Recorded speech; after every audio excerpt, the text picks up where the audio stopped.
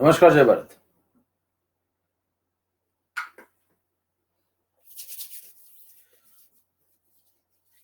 Hello एविक्ला,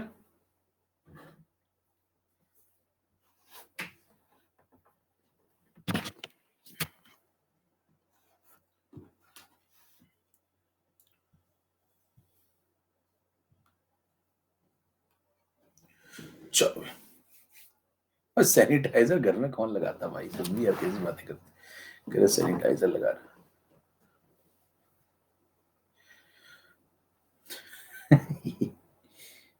खतरनाक सवाल पूछते तुम सुबह सुबह। चलिए कहां तक पहुंच गए थे? तो पिछली क्लास में हम लोग का चल रहा था इलेक्ट्रोकेमिकल सीरीज, है ना। उसमें एक क्वेश्चन चल रहा था, ठीक है। तो उस क्वेश्चन में सारी बातें हो गई थी। MnO4 वाला क्वेश्चन पूरा डन हो गया था।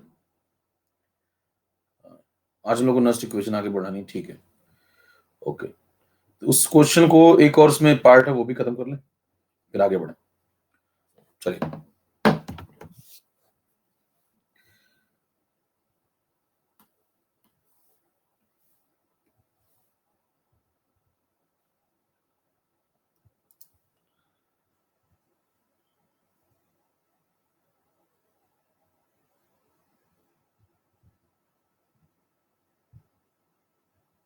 एक मिनट।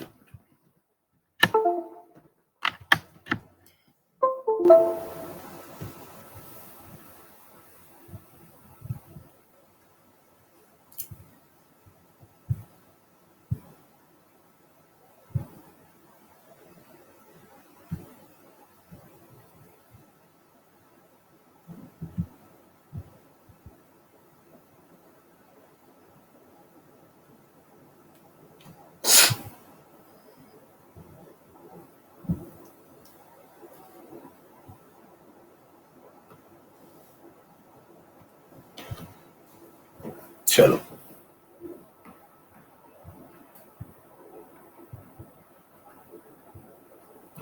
इसका थर्ड पार्ट पढ़ो। सब रेडी, पर चैट बंद कर रहा हूं मैं, थोड़ा सा लैग हो रहा है ना। चलो चैट ऑफ बंद करें एक बार। चलो मोटा दिखा दो, सब क्लियर है? सब क्लियर तो मोटा दिखा दो पर जल्दी से। ओके चलो स्टार्ट।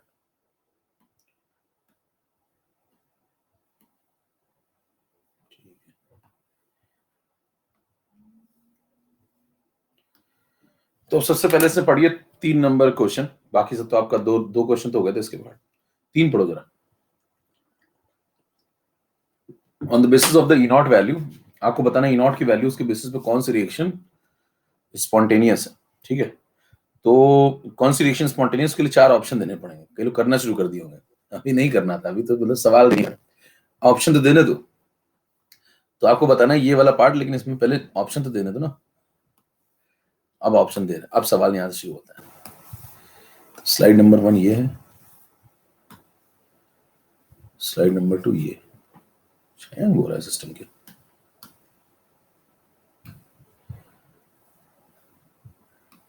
एक बार रुकना जरा, रिफ्रेश करें।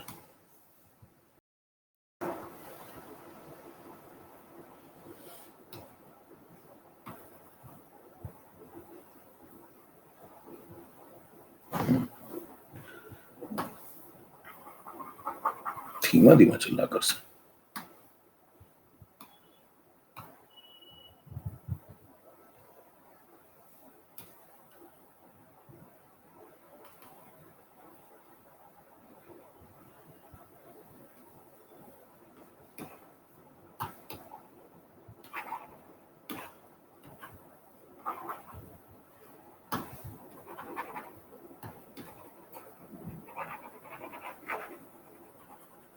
चलो जैसा चल रहा चलाते हैं।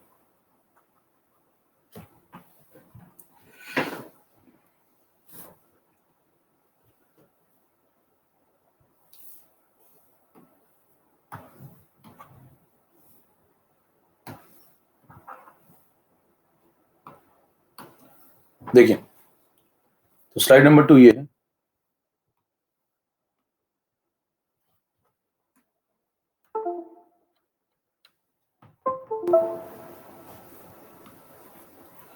इसमें ऑप्शंस आपको दिए हैं 4।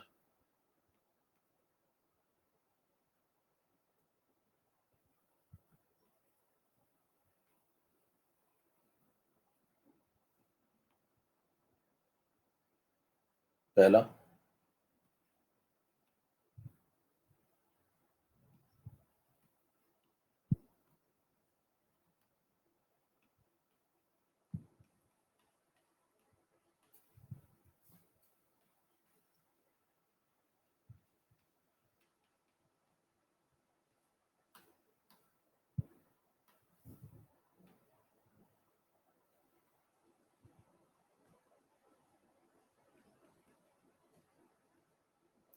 एक बार सिस्टम को रिस्टार्ट करके देखें क्या, है ना। एक बार सिस्टम को रिस्टार्ट करके देखता हूँ मैं, है ना। थोड़ी दिक्कत आ रही है इसमें एक्चुअली, तो 1 मिनट रुकना तुम लोग बस, अभी सही हो जाएगा, ठीक है। तो एक बार रिस्टार्ट करके देख रहा हूँ मैं, और अभी सही हो जाएगा, बस फटाफट आता हूँ।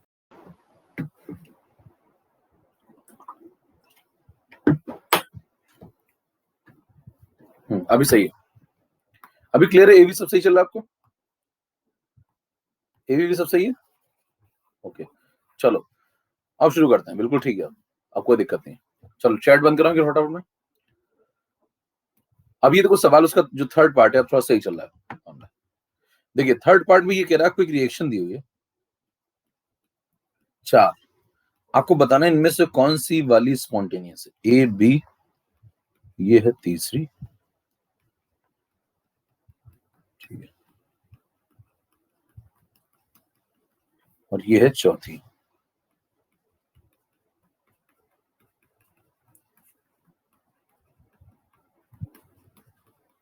चलो भाई, अब इनको चारों को देख लो ध्यान से, ठीक है। इन चारों को उन डेटा के बेसिस से बताना है। देखो 2 स्लाइड होंगी, आपको देखना पड़ेगा थोड़ा सा। इन चारों में देखना है कि इसमें से इन डेटा के बेसिस पे कौन सी वाली स्पॉन्टेनियस है, ठीक है। देख लो ध्यान से, पहला जो इलेक्ट्रोड है, सोचो आप, पहला इलेक्ट्रोड है, होल कराऊं या रहने दूं, समझ पा रहे हैं ऐसे, देख लें एक बार, इधर देख लो, डेटा आपके पास लिखा ही होगा कॉपी में। अब बताओ कॉपी में देखकर, कॉपी में तो लिखा ही होगा ना डेटा, देख देख के बताओ कौन सा स्पॉन्टेनियस है। मैं पोल करा रहा हूं एक बार, ठीक है, अगर समझ में आया तो ठीक, नहीं तो मैं समझा रहा हूँ। चलो फिर हम चलते हैं नेक्स्ट इक्वेशन। 28% लोग का सही, इसका मतलब लोगों को डेटा देखने में दिक्कत आ रही। चलो हम शुरू करते हैं। सबसे पहले देखो, जब आप एस एन और एफ की बात करोगे, है ना, एस एन और एफ की, देखो तुमने क्या किया है। अगर यहाँ ध्यान से देखो तो तुमने एस एन को क्या किया अभी, एस एन को क्या किया, देखो एस एन को +4 से आप पहुंचा चुके हैं +2 में, इसका मतलब आपने इसको रिड्यूस किया, है ना। और एफ +2 से कहा गया है +3 में, इसका मतलब ये ऑक्सीडाइज हुआ है। तो चेक करो ये सही है कि नहीं, ऐसा स्पॉन्टेनियस है कि नहीं। कृष्णा चैतन्य अमोल, देखो अगर एस एन एफ का आप इलेक्ट्रोड सेलेक्ट करते हैं, देखो इसमें ये वाला एस एन है, ये वाला देखो एस एन है, और ये वाला एफ है, ठीक है। इन दोनों में बताना किसका रिडक्शन पोटेंशियल, ये सब एसआरपी दिए, इन दोनों में किसका रिडक्शन पोटेंशियल ज्यादा है, एफ वाले का ज्यादा है। देखो एफ वाले का ज्यादा है, तो एफ को आपको किस पे लेना चाहिए, इस वाली रिएक्शन किस पे लेना चाहिए, कैथोड पे। भाई इन दोनों में अगर आप कंपेयर करें, बाकी छोड़ दे दोनों, इन दोनों में कंपेयर करें तो ये पोटेंशियल ज्यादा है एसआरपी, तो जिसका एसआरपी ज्यादा है उसको कैथोड पे लेना चाहिए, तो इसको कैथोड पे लेना चाहिए, मतलब ये रिड्यूस होना चाहिए। तो Fe+3 Fe+2 में रिड्यूस होना चाहिए, और हमने क्या कर दिया, हमने उल्टा कर दिया, ऑक्सीडाइज कर दिया, तो ये गलत है भाई, पॉसिबिलिटी, स्पॉन्टेनिटी खराब हो गई।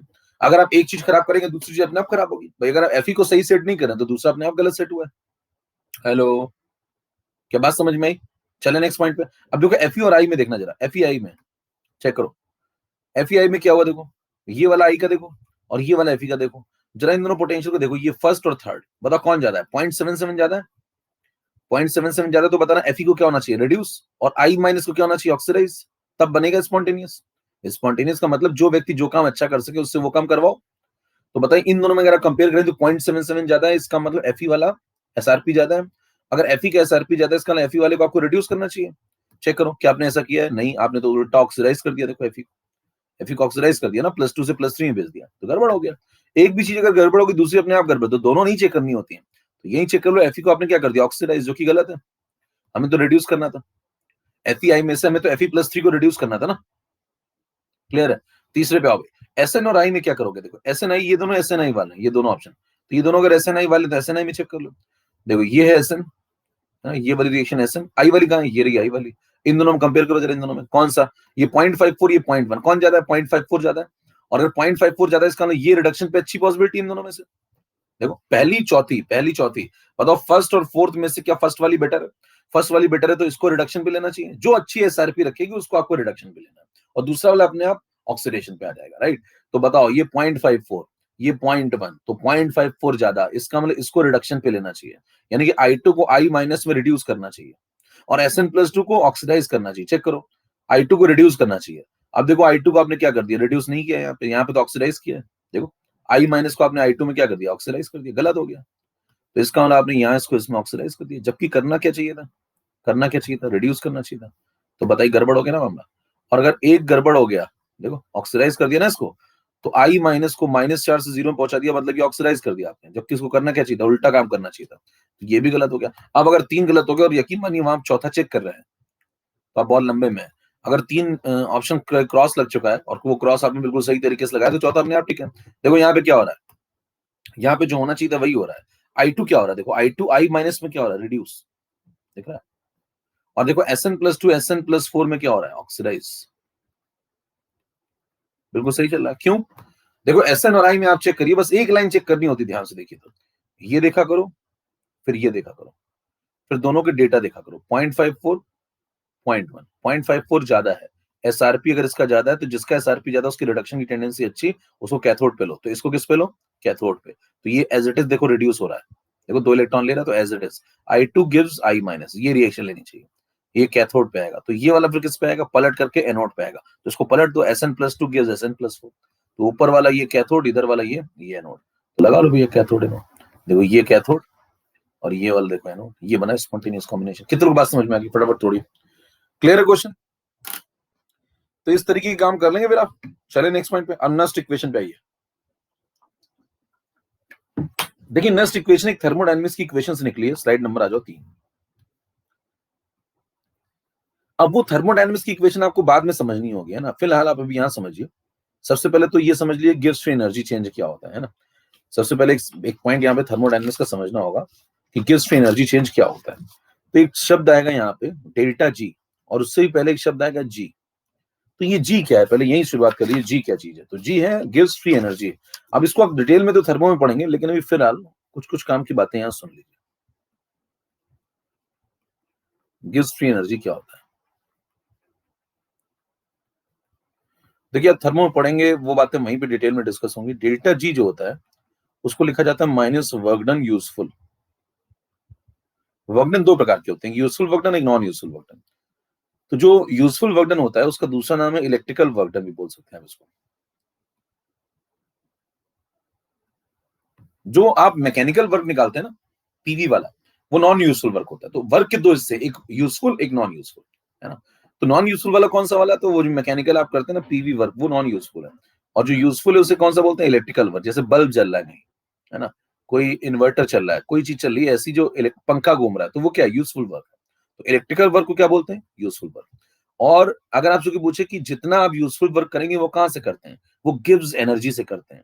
जितना ज्यादा आप यूजफुल वर्क करेंगे उतनी आपकी गिव्स फ्री एनर्जी गिर जाएगी, है ना। उदाहरण के तौर पे जैसे मान लें कि आपकी initial gives free energy GI 40 थी, और मान लीजिए आपकी फाइनल गिव्स फ्री एनर्जी 30 रह गई, तो कितने का चेंज हुआ, 30 माइनस 40, यानी कि डेल्टा जी अगर आपसे कोई निकाले तो डेल्टा जी क्या होगा, जी फाइनल माइनस जी इनिशियल।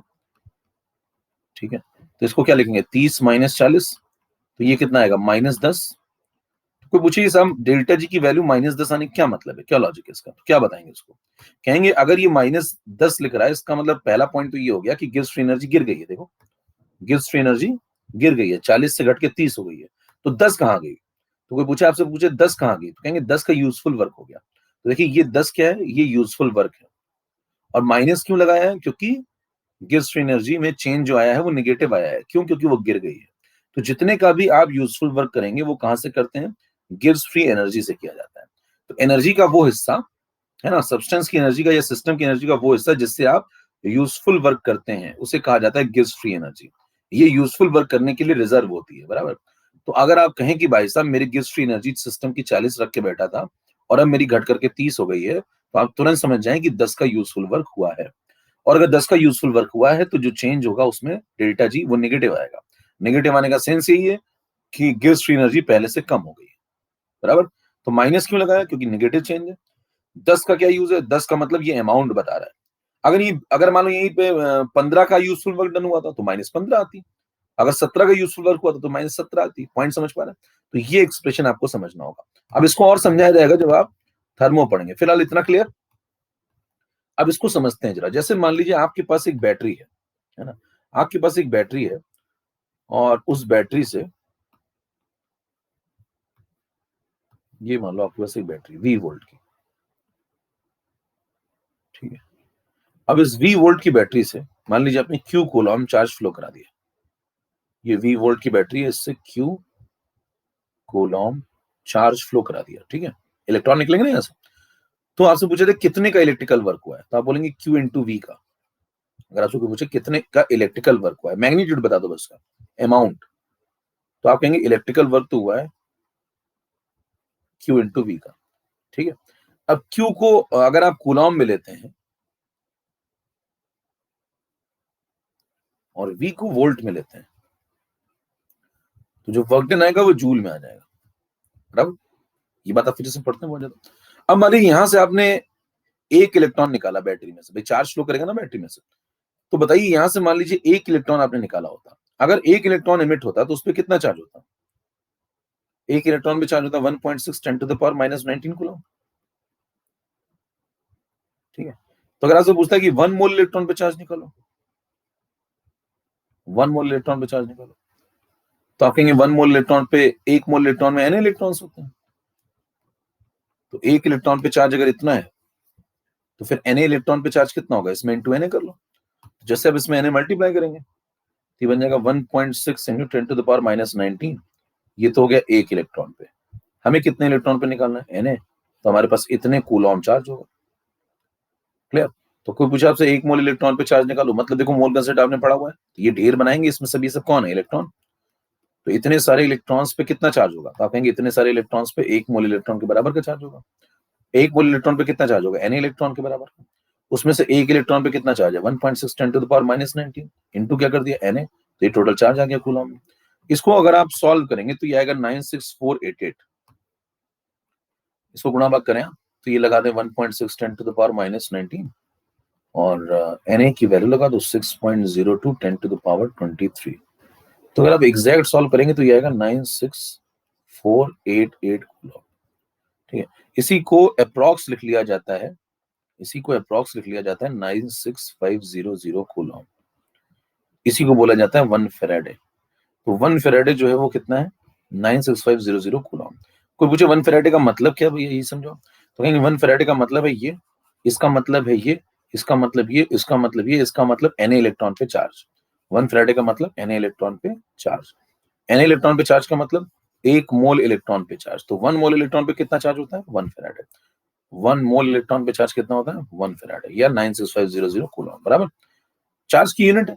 अब देखिए अगर आप 1 मोल इलेक्ट्रॉन पे चार्ज चेक करते हैं, इसका मतलब ये पूरे सेट पे आप चार्ज चेक कर रहे हैं, इस पूरे सेट पे कितना चार्ज हुआ, 1 फेराडे। तो अगर आप ये पे 1 मोल इलेक्ट्रॉन की जगह 2 मोल इलेक्ट्रॉन ले लें तो 1 मोल इलेक्ट्रॉन पे 1 फेराडे, तो 2 मोल इलेक्ट्रॉन पे 2 फेराडे, 3 मोल इलेक्ट्रॉन पे 3 फेराडे, n मोल इलेक्ट्रॉन पे n फेराडे। Point clear? तो इसका मतलब आपको एक पॉइंट समझ में आया कि पहले हम कितने फेराडे, मान लीजिए इस सर्किट से मैंने n मोल इलेक्ट्रॉन फ्लो कराया, है ना। मान लो इस सर्किट से, ये जो बैटरी लेके आप बैठे हुए हैं, इस बैटरी से आपने n, जब चार्ज फ्लो कराएंगे तो इलेक्ट्रॉन निकलेंगे ना। तो मान लो कि मैंने n मोल इलेक्ट्रॉन फ्लो कराया। अब अगर जनरलाइज बात करें n मोल इलेक्ट्रॉन, तो इसका मतलब मैंने n फेराडे फ्लो कराया, ठीक है। n फेराडे किसके बराबर लिख दोगे, q के बराबर। तो q की जगह क्या लिख दिया जाता है, nf। q की जगह क्या लिखेंगे, nf। और v की जगह हम लोग केमिस्ट्री में लिख देते हैं e। v क्या है, वोल्ट है, तो उसकी जगह हम लोग क्या लिख देते हैं, e। ई मतलब वही वोल्ट को बस लिखने का एक तरीका है। जैसे फिजिक्स में आप वी लिखते हैं तो यहाँ पे लिख देंगे कैपिटल ई, इलेक्ट्रोड पोटेंशियल वगैरह, या जो भी इसका पोटेंशियल है बैटरी का, उसको ई से रिप्रेजेंट करते हैं। तो बताइए यहाँ पे लिख देंगे ई, यहाँ पे लिख देंगे एनएफ, तो बन जाएगा ई इंटू एनएफ। पॉइंट समझ में आया? एनएफ कहां से आया, क्लियर है? एनएफ कहां से आया, एन मोल इलेक्ट्रॉन अगर सर्किट से निकलते हैं तो इसका ना एनएफ, इतना चार्ज एन फेराडे निकला, एन फेराडे चार्ज निकला, जहां पे 1 फेराडे इसके बराबर है। क्लियर? तो आप एन फेराडे चार्ज फ्लो कराएंगे यहाँ पे। जिसमें 1 फैराडे इसके बराबर है 96500 कूलम के बराबर। तो क्यू की जगह लिख दिया मैंने क्या, एनएफ, और वी की जगह मैंने क्या लिख दिया, ई। नेक्स्ट स्लाइड पे चलिए 5 नंबर। अब देखिए ये बात अगर आपको समझ में आ गई तो जो बैटरी है उससे कितने का इलेक्ट्रिकल वर्क हुआ। अगर आपसे पूछे ये बैटरी जो है अगर ये अपने अंदर से एन मोल इलेक्ट्रॉन फ्लो कराती है यानी कि एन फैराडे फ्लो कराती है तो कितना इलेक्ट्रिकल वर्क करती है, तो क्या बोलेंगे, एनएफ इंटू ई। यहां पे लिखें भाई, तो बैटरी से किया गया electrical work is equal to Q into V की जगह लिख दो, क्यू की जगह लिखो एनएफ, कौन किसकी जगह है जरा ध्यान दीजिएगा, और वी की जगह लिखा मैंने ई, तो आंसर आ गया एनईएफ। तो यहां से एक फॉर्मूला आता है एनईएफ। ये देखिए आंसर जो आएगा वो जूल में आ जाएगा। क्यों? क्योंकि जो चार्ज आपने लिया था वो किस में लिया, ये देखो एन फेराडे की जगह 1 फेराडे में जब 96500 लगाओगे तो इधर मामला कूलॉम में चल रहा है और इधर किस में चल रहा है, कूलॉम वोल्ट। तो ये कूलॉम और वोल्ट मल्टीप्लाई में तो आंसर किस में आएगा, जूल में। इतना पॉइंट क्लियर? हेलो जी, भी तो सब। अब मेरे को बताना अगर ये पॉइंट समझ में आ गया तो ये वाली स्लाइड बिल्कुल क्लियर। अब पीछे वाली स्लाइड पे आओ। अगर जिंदगी में आपके पास कोई भी सिस्टम है तो उसका जो जी होता है, जी जैसे टोटल एंथैल्पी तो एच होती है, लेकिन उसमें से जो जी वाला हिस्सा होता है उससे आप क्या करते हैं, मैंने क्या बताया, उसे बोलते हैं free energy, gives free energy. तो गिव्स फ्री एनर्जी का सेंस क्या है, एनर्जी जो टोटल सिस्टम के अंदर कंटेन हो रही है उसका एक हिस्सा उसे बोलते हैं गिव्स फ्री एनर्जी। वो किस काम में आता है, वो यूजफुल वर्क के काम आता है। तो सिस्टम जितने का भी यूजफुल वर्क करेगा उतने से उसकी गिव्स फ्री एनर्जी कम हो जाएगी। अगर सिस्टम 10 का यूजफुल वर्क करेगा तो सिस्टम की गिव्स फ्री एनर्जी 10 से कम हो जाएगी। अगर 15 का यूजफुल वर्क करेगा तो 15 से कम हो जाएगी। अगर 4 का करेगा तो 4 से कम हो जाएगी। तो सिस्टम जितना भी यूजफुल वर्क करेगा उतने से उसकी गिव्स फ्री एनर्जी डिक्रीज हो जाती है। ठीक है, तो बताइए यहाँ पे आपने समझा डेल्टा जी का -10 आने का मतलब ये है कि 10 का आपने यूजफुल वर्क किया है तो 10 से उसकी गिव्स फ्री एनर्जी गिर गई है, इसलिए डेल्टा जी -10 आया है। तो अगर आपसे पूछा जाए यहाँ पे अमाउंट ऑफ वर्क डन कितना आ गया, ये बैटरी है, देखिए ये बैटरी कितने का यूजफुल वर्क कर रही है, ये बैटरी क्या एनईएफ का यूजफुल वर्क कर रही है, तो इतने का यूजफुल वर्क हुआ देखो। और अगर इतने का वर्क डन हुआ है इस बैटरी से तो इसको बोल सकते हैं इतने का, यही सिस्टम है हमारा। बताइए इस बार हमारा सिस्टम कौन है, सिस्टम ही तो बैटरी है, तो हम बैटरी को तो सिस्टम मानेंगे ना, तो इतने का यूजफुल वर्क हुआ है ना। इसको या फिर आप इलेक्ट्रिकल वर्क बोल सकते हैं। अब अगर मामले को कंक्लूड करें तो delta G is equal to, हम लोगों ने पीछे से क्या पढ़ा हुआ है, माइनस वर्क डन इलेक्ट्रिकल। ठीक, यहां लिख दो माइनस एनईएफ। तो यहां से एक फॉर्मूला आता है जिसको लोग सीधे रट लेते हैं। अब दो तरीके हैं देखिए आपके पास, एक तो ये फॉर्मूला डायरेक्ट रट लो भैया, लर्न बाय हार्ट। दूसरा आप समझ लीजिए कैसे चीजें निकली, कितना पॉइंट समझ में आ गया, एक बार जल्दी से अंगूठा दिखा दीजिएगा पास में।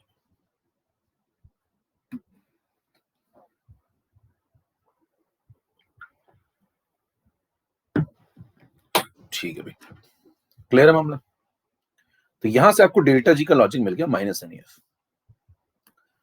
चलो अब हम लोग आगे बढ़ते हैं। तो हम ये फॉर्मूला देखिए, इसमें टाइम बचाने के लिए लोग क्या करते हैं, इसको सीधे रटवा देते हैं कि ये याद कर लो, ये फॉर्मूला भी है, आया कहां से है क्या, थोड़ा समझे तो, नहीं तो कोई फील ही नहीं आएगा क्या कंसेप्ट चल रहा है। तो पहले आपने इसको समझा, गिव्स फ्री एनर्जी को समझा, फिर आपने इलेक्ट्रिकल वर्क को समझा, फिर आपने दोनों को कनेक्ट किया, तब जाके ये फॉर्मूला आया। तो यहाँ पे जो एन है वो number of mole of electron है, देखिए यहाँ पे लिखा भी एन, यहाँ number of mole of electron. ठीक है, चलो भाई अब आओ 6 नंबर पे। अब हम थोड़ा सा नेक्स्ट इक्वेशन की तरफ चलें। देखिए थर्मोडायनेमिक्स की एक इक्वेशन होती है, अब ये सब थर्मोडायनेमिक्स में पढ़ेंगे डिटेल में। Delta G is equal to delta G not plus R T L N Q. ठीक है, अब ये जो इक्वेशन आपको थर्मोडायनेमिक्स की लिखी हुई है इसका सेंस समझिए पहले तो। यहाँ पे जो डेल्टा जी है उसे क्या बोलेंगे आप, gives free energy at normal condition, है ना, gives free energy change in eight normal condition, मतलब किसी भी कंडीशन पे। और डेल्टा जी नॉट क्या है, नॉट लगा दिया मतलब स्टैंडर्ड कंडीशन। तो ये भी गिव्स फ्री एनर्जी का चेंज है, लेकिन ये कौन सा वाला है, एट स्टैंडर्ड कंडीशन। तो इन दोनों के बीच में एक रिलेशन आता है और वो रिलेशन ये टर्म आता है। अब ये इसका बहुत खतरनाक से डेरिवेशन है, एक्टिविटी कोएफिशिएंट वगैरह सब लेके, वो सब आपके मतलब का भी फिलहाल बिल्कुल भी नहीं है। लेकिन आपको समझना चाहिए कि जब कोई system gives free energy change calculate आप करते हैं नॉर्मल कंडीशन पे और एक बार स्टैंडर्ड कंडीशन पे, तो उनके बीच में डिफरेंस आता है। वो डिफरेंस इसके बराबर होता है R T L N Q. यहाँ पे क्यू क्या है, क्यू सिस्टम का रिएक्शन कोशेंट है। अगर वहां कोई रिएक्शन चल रही तो उसका रिएक्शन कोशेंट है, जिसको आपने पढ़ा भी हुआ है। कहां पे पढ़ा हुआ है बताना, रिएक्शन कोशेंट को आपने पढ़ा हुआ है कहां पे, जब आप केमिकल इक्विलिब्रियम पढ़ रहे थे तो आपने इसके बारे में चर्चा की थी, क्यूसी केसी। वैसे ही तो यहाँ पे आप एक्टिविटीज लिखेंगे प्रोडक्ट की और रिएक्टेंट की। अब क्या करते हैं, डेल्टा जी आपने पीछे से पढ़ा हुआ, देखो पीछे से आपने डेल्टा जी क्या पढ़ा हुआ है, माइनस NEF। तो ये आप कब लिखेंगे, जब आप नॉर्मल कंडीशन पे चल रहे हैं। इसी को आप लिख सकते हैं डेल्टा G0 जब आप स्टैंडर्ड कंडीशन पे चल रहे हैं। तो स्टैंडर्ड में बस क्या हो जाएगा, n तो n ही रहेगा, E स्टैंडर्ड लगा दो, NE0F। तो यहां से दो बातें लिख सकते हैं, नॉर्मल कंडीशन वाला मामला ये, स्टैंडर्ड कंडीशन वाला मामला ये। तो आपसे कोई पूछे भाई साहब ये नॉट कब लगाते हैं, तो नॉट लगाते हैं एट स्टैंडर्ड कंडीशंस, ठीक है, एट स्टैंडर्ड कंडीशंस। तो स्टैंडर्ड कंडीशन पे आप यहाँ नॉट लगा देंगे, तो यहाँ भी नॉट लगा देंगे। एफ पे नहीं लगाया नॉट, एफ तो भैया 96500 है ना, उस पर क्या नॉट लगाओगे, ये एन मोल ऑफ इलेक्ट्रॉन है, उस पर क्या नॉट लगाओगे। तो ये स्टैंडर्ड हो गया, तो ये भी स्टैंडर्ड चेंज। तो मतलब आप स्टैंडर्ड कंडीशन पे मेजर करते हैं तो आप नॉट लगा देंगे, और नॉर्मल कंडीशन में मेजर करते हैं तो नॉर्मल रखेंगे। दो इक्वेशन कैलकुलेट हो सकती है, इनके बीच का जो गैप आता है वो आता है RT/LN/Q, ठीक है। अब यहाँ पे Q कौन है, रिएक्शन कोएफिशिएंट। अब एक इसकी वैल्यूज दोनों की उठा करके इसके अंदर पुट कर दें, इसके और इसकी वैल्यू उठा के पुट कर दें। जैसे इन दोनों की वैल्यू आप पुट करेंगे यहाँ पे 7 नंबर स्लाइड में, delta G is equal to delta G0, और ये डिराइव्ड इक्वेशन है प्रॉपर एकदम थर्मो में, लेकिन बहुत भारी है इसका डेरिवेशन, मतलब आपके ना कोर्स में दूर दूर तक और ना आपको समझना है, मतलब समझ में भी आपको कम ही आएगा, और जरूरत भी नहीं है, मतलब तो इतना दिमाग क्यों लगाए, जो जरूरत है पहले वो तो कर ले। तो NE0F आ गया यहाँ पे, देखो वैल्यू पुट कर दी मैंने, डेल्टा जी की value minus NEF, delta G0 की वैल्यू माइनस NE0F, और प्लस RT/LN/Q, प्लस RT/LN/Q, ठीक है। NF डिवाइड कर दो, अगर माइनस NF डिवाइड कर, चलो NF भी नहीं माइनस NF, ये माइनस भी डिवाइड कर दो और NF भी डिवाइड कर दो। तो यहाँ माइनस NF डिवाइड किया, तो माइनस NF डिवाइड किया तो यहाँ बचा E, यहाँ भी माइनस NF डिवाइड करो, माइनस NF, तो यहाँ ये माइनस गया, N गया, F गया, तो बचा E0। यहाँ भी माइनस NF डिवाइड कर दो, तो ये बन जाएगा माइनस RT/NF/LN/Q। पॉइंट समझ में आया। तो यहाँ पे क्या करिए, माइनस NF डिवाइड कर दो,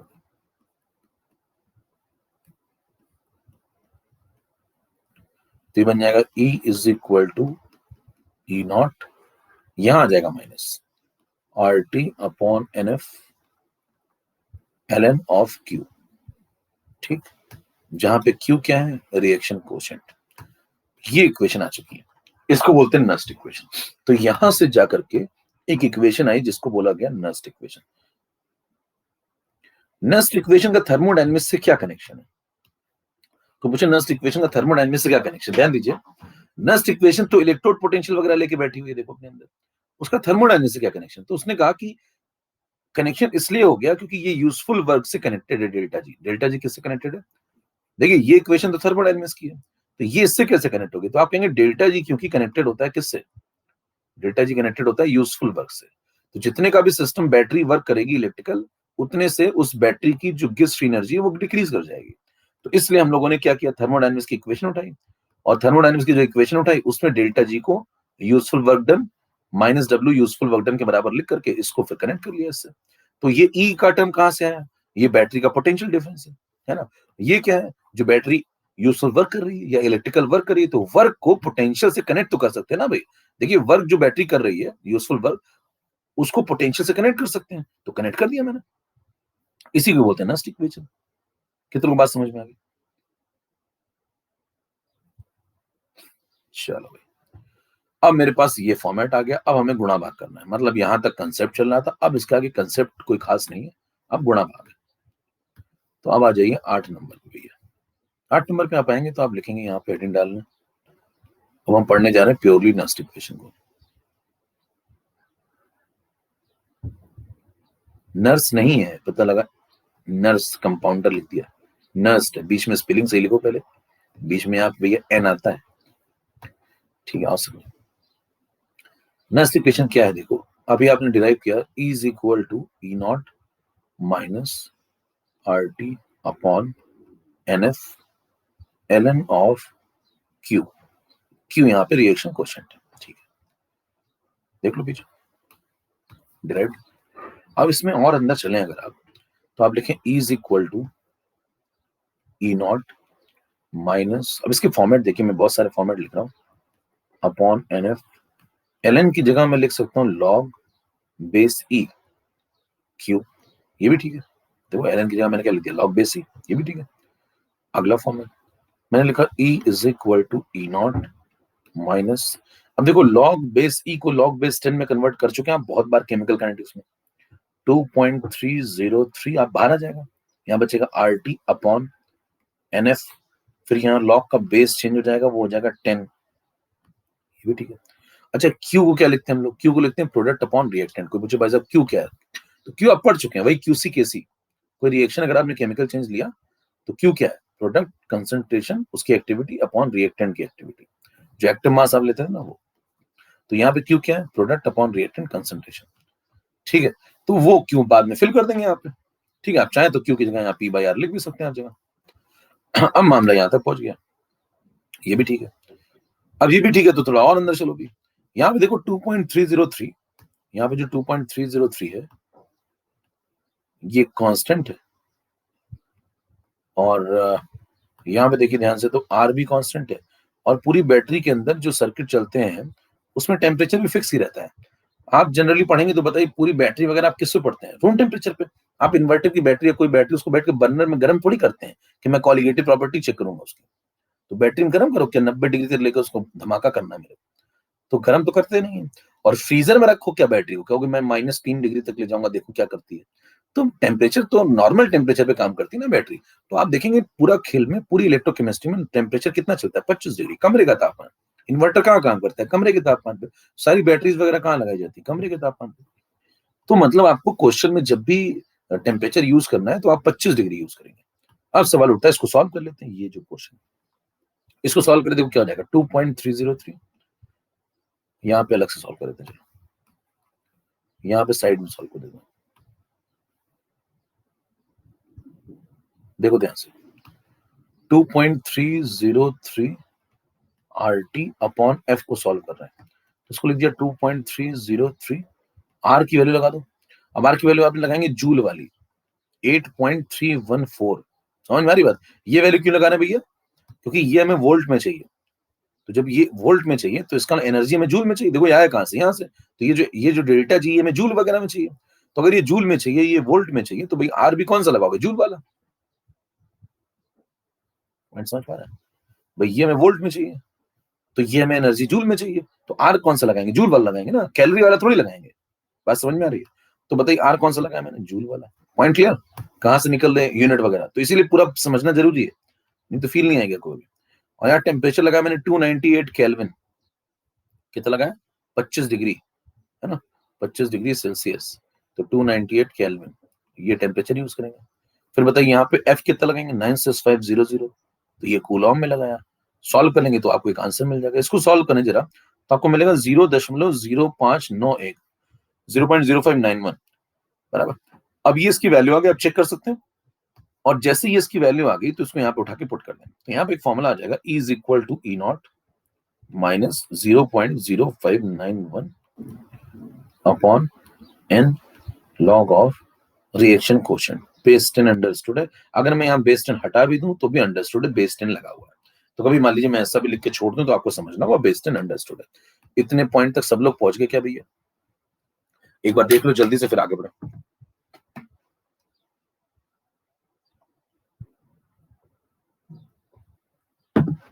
चले नेक्स्ट पॉइंट, ओके। अच्छा अब यहाँ पे जो Q है उसको हम लिख देते हैं P/R, ठीक है। Q क्या लिख देते हैं, P/R। आ जाओ नेक्स्ट स्लाइड, 9 नंबर।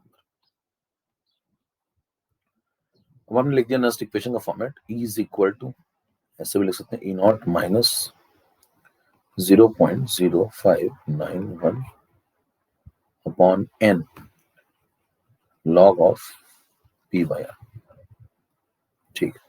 अब यहां तो मामला पहुंच गया भाई। अब इसके आगे क्या सवाल उठता है, इसमें नेक्स्ट इक्वेशन के पीछे पड़े क्यों है, इसमें E क्या चीज है। अगला सवाल उठता है इसमें E क्या चीज है। बाकी तो आपको समझ में आ गया भाई, R की तो मैंने वैल्यू पुट कर दी, अब समझाने का मतलब ही नहीं। R की मैंने वैल्यू पुट कर दी, T की मैंने वैल्यू पुट कर दी, जो वैल्यू पुट कर दी, F की मैंने वैल्यू पुट करके दिखा दी। तो आपको अब ये बताने का तो कोई मतलब नहीं कि R कौन है, T कौन है, F कौन है, ठीक है। तो सब बता ही दिया मैंने। और ये आया कहां से, ये इक्वेशन कहां से, वो भी पीछे आपको क्लियर है। तो आपको एक एक टर्म क्लियर है, N कहां से आया, N कौन है, F कौन है, सब क्लियर है, देखिए सब क्लियर। तो कोई पूछे आया कहां से, करें यहां से शुरू हुई कहानी। ये बैटरी थी, N मोल इलेक्ट्रॉन चले, फिर N फैराडे, फिर डेल्टा G आया, तो यहां से सोचना आपने स्टार्ट किया। सारे term clear? Delta G, N कहां से आया, फिर ये कहां से आया, फिर आपने ये थर्मोडायनेमिक्स की इक्वेशन कहां से उठाई, फिर इसको कनेक्ट कैसे किया, फिर कनेक्ट करने के बाद ये चेक किया, फिर इसका नेक्स्ट इक्वेशन आ गया। अब यहाँ आ गया, देखिए ई यहाँ पे कौन है। अभी मैंने आपको बताया था जब बैटरी आप लगाते तो ई क्या है ना। ई यहाँ पे देखिए कौन है, अगर आपसे कहता है ई कौन है यहाँ, तो आप कहेंगे ई जो है, मैं आपसे एक सवाल पूछूं ई कौन है यहाँ पे, तो क्या ई इलेक्ट्रोड पोटेंशियल है या फिर ई ईएमएफ है? फिर ये क्या होता है? अच्छा चलो ये छोड़ो, आप ये जो नेक्स्ट इक्वेशन इसको कहां पे लगा सकते हैं, हाफ सेल पे या कंप्लीट सेल पे? टाइप करिए, हाफ सेल पे या कंप्लीट सेल पे? दोनों पे लगा सकते हैं। अगर हाफ सेल पे नहीं लगा सकते तो फिर कंप्लीट पे कैसे लगाओगे? हाफ सेल में भी तो इलेक्ट्रोड पोटेंशियल होता है, मतलब वहां भी पोटेंशियल डिफरेंस तो है ही ना। अच्छा बताइए, हाफ सेल में क्या पोटेंशियल डिफरेंस नहीं होता है? क्या वहां बैटरी नहीं बनती, टेंडेंसी नहीं होती? हाफ सेल में आपको पढ़ाया गया था इलेक्ट्रोड पोटेंशियल, पढ़ाया गया था। इलेक्ट्रोड पोटेंशियल क्या था? जो मेटल की रॉड है और जो आपने सॉल्यूशन भरा हुआ है, उनके बीच में पोटेंशियल डिफरेंस था। देखिए मेटल की रॉड और जो सॉल्यूशन भरा है उसके बीच में पोटेंशियल डिफरेंस था। अगर रॉड पे पॉजिटिव चार्ज था तो सॉल्यूशन पे नेगेटिव आया था, और अगर रॉड पे नेगेटिव आया था तो सॉल्यूशन में पॉजिटिव आया था। इनके बीच का जो पोटेंशियल डिफरेंस था वही तो इलेक्ट्रोड पोटेंशियल है। तो वहां भी तो एक बैटरी बनी रही है ना, एक टेंडेंस। बैटरी का मतलब क्या होता है? Potential gradient. पोटेंशियल ग्रेडियंट तो एक प्लस एक माइनस तो बन रहा है ना। तो मतलब वहां भी आपको इलेक्ट्रोड पोटेंशियल तो मिल ही रहा है। तो आप ध्यान दीजिए, कोई आपसे पूछा आज के बाद कि बताओ भैया ये नेक्स्ट इक्वेशन कहां लगाते हैं, तो कहेंगे दोनों में लगती है। ये मत कह देना फुल सेल पे लगाते हैं केवल, हाफ सेल पे भी लगती है और कंप्लीट सेल पे भी लगती है। तो हाफ पे लगती है इसीलिए कंप्लीट पे लग पाती है। अच्छा हाफ पे जब आप लगाएंगे तो ई का नाम क्या होगा? तब ई का नाम होगा इलेक्ट्रोड पोटेंशियल। ध्यान से पढ़िए जरा बातें क्या बोल रहा हूं, ठीक है। और जब आप कंप्लीट सेल पे लगाएंगे तब इस ई का नाम आप बदल के लिख देंगे EMF of the cell, electromotive force. ध्यान दीजिए, ईएमएफ का मतलब क्या होता है और इलेक्ट्रोड पोटेंशियल का मतलब क्या होता है। जब आप एक आधा सेल बनाते हैं तो उसके बीच में जो टेंडेंसी होती है इलेक्ट्रॉन लेने की या देने की, वो होती है इलेक्ट्रोड पोटेंशियल। तो आप क्या कहेंगे, जब आप इलेक्ट्रोड ये तैयार करते हैं तो यहाँ जो रॉड होती है और जो सॉल्यूशन होता है उनके बीच का जो पोटेंशियल डिफरेंस है वो इलेक्ट्रोड पोटेंशियल है। तो हाफ सेल में आप किसकी बात करते हैं? इलेक्ट्रोड पोटेंशियल की। फिर आप क्या करते हैं, एक हाफ सेल को जब दूसरे हाफ सेल से कनेक्ट कर देते हैं, एक हाफ सेल को जब जिंक को कॉपर से कनेक्ट किया था और डैनियल सेल बनाया था, तो इस वाले जिंक वाले की जो टेंडेंसी, इस वाले जिंक वाले की जो टेंडेंसी थी और इस वाले कॉपर वाले की जो टेंडेंसी थी, उनकी जो टेंडेंसी का डिफरेंस है उसे बोलते हैं ईएमएफ ऑफ द सेल।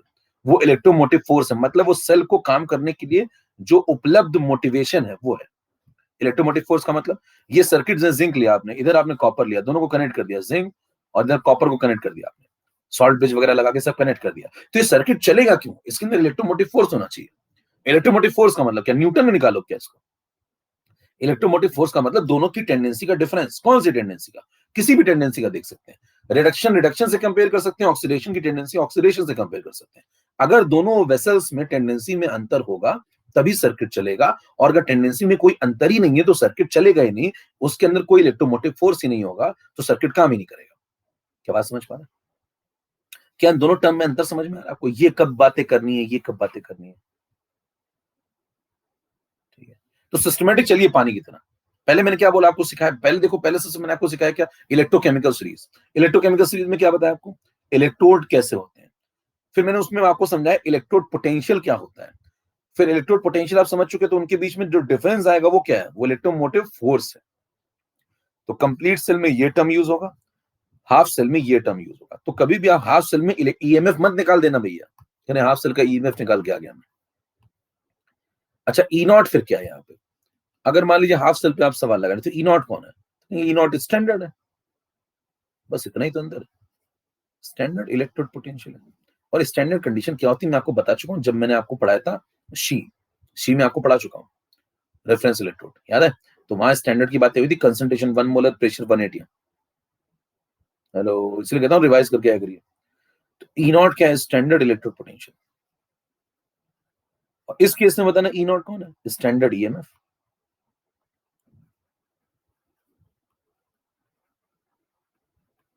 ठीक है।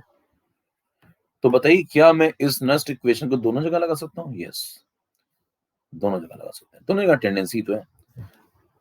तो दोनों जहां जहां पोटेंशियल डिफरेंस है वहां यहां पे लगा सकते हैं, यहां पे लगा सकते हैं। चलिए अब लगाना शुरू करते हैं। अब मैं इस नेक्स्ट इक्वेशन की एप्लीकेशन पढ़ना शुरू कर रहा हूं। 10 नंबर पे आ जाइए। 10 नंबर पे आइए, एप्लीकेशन नंबर 1।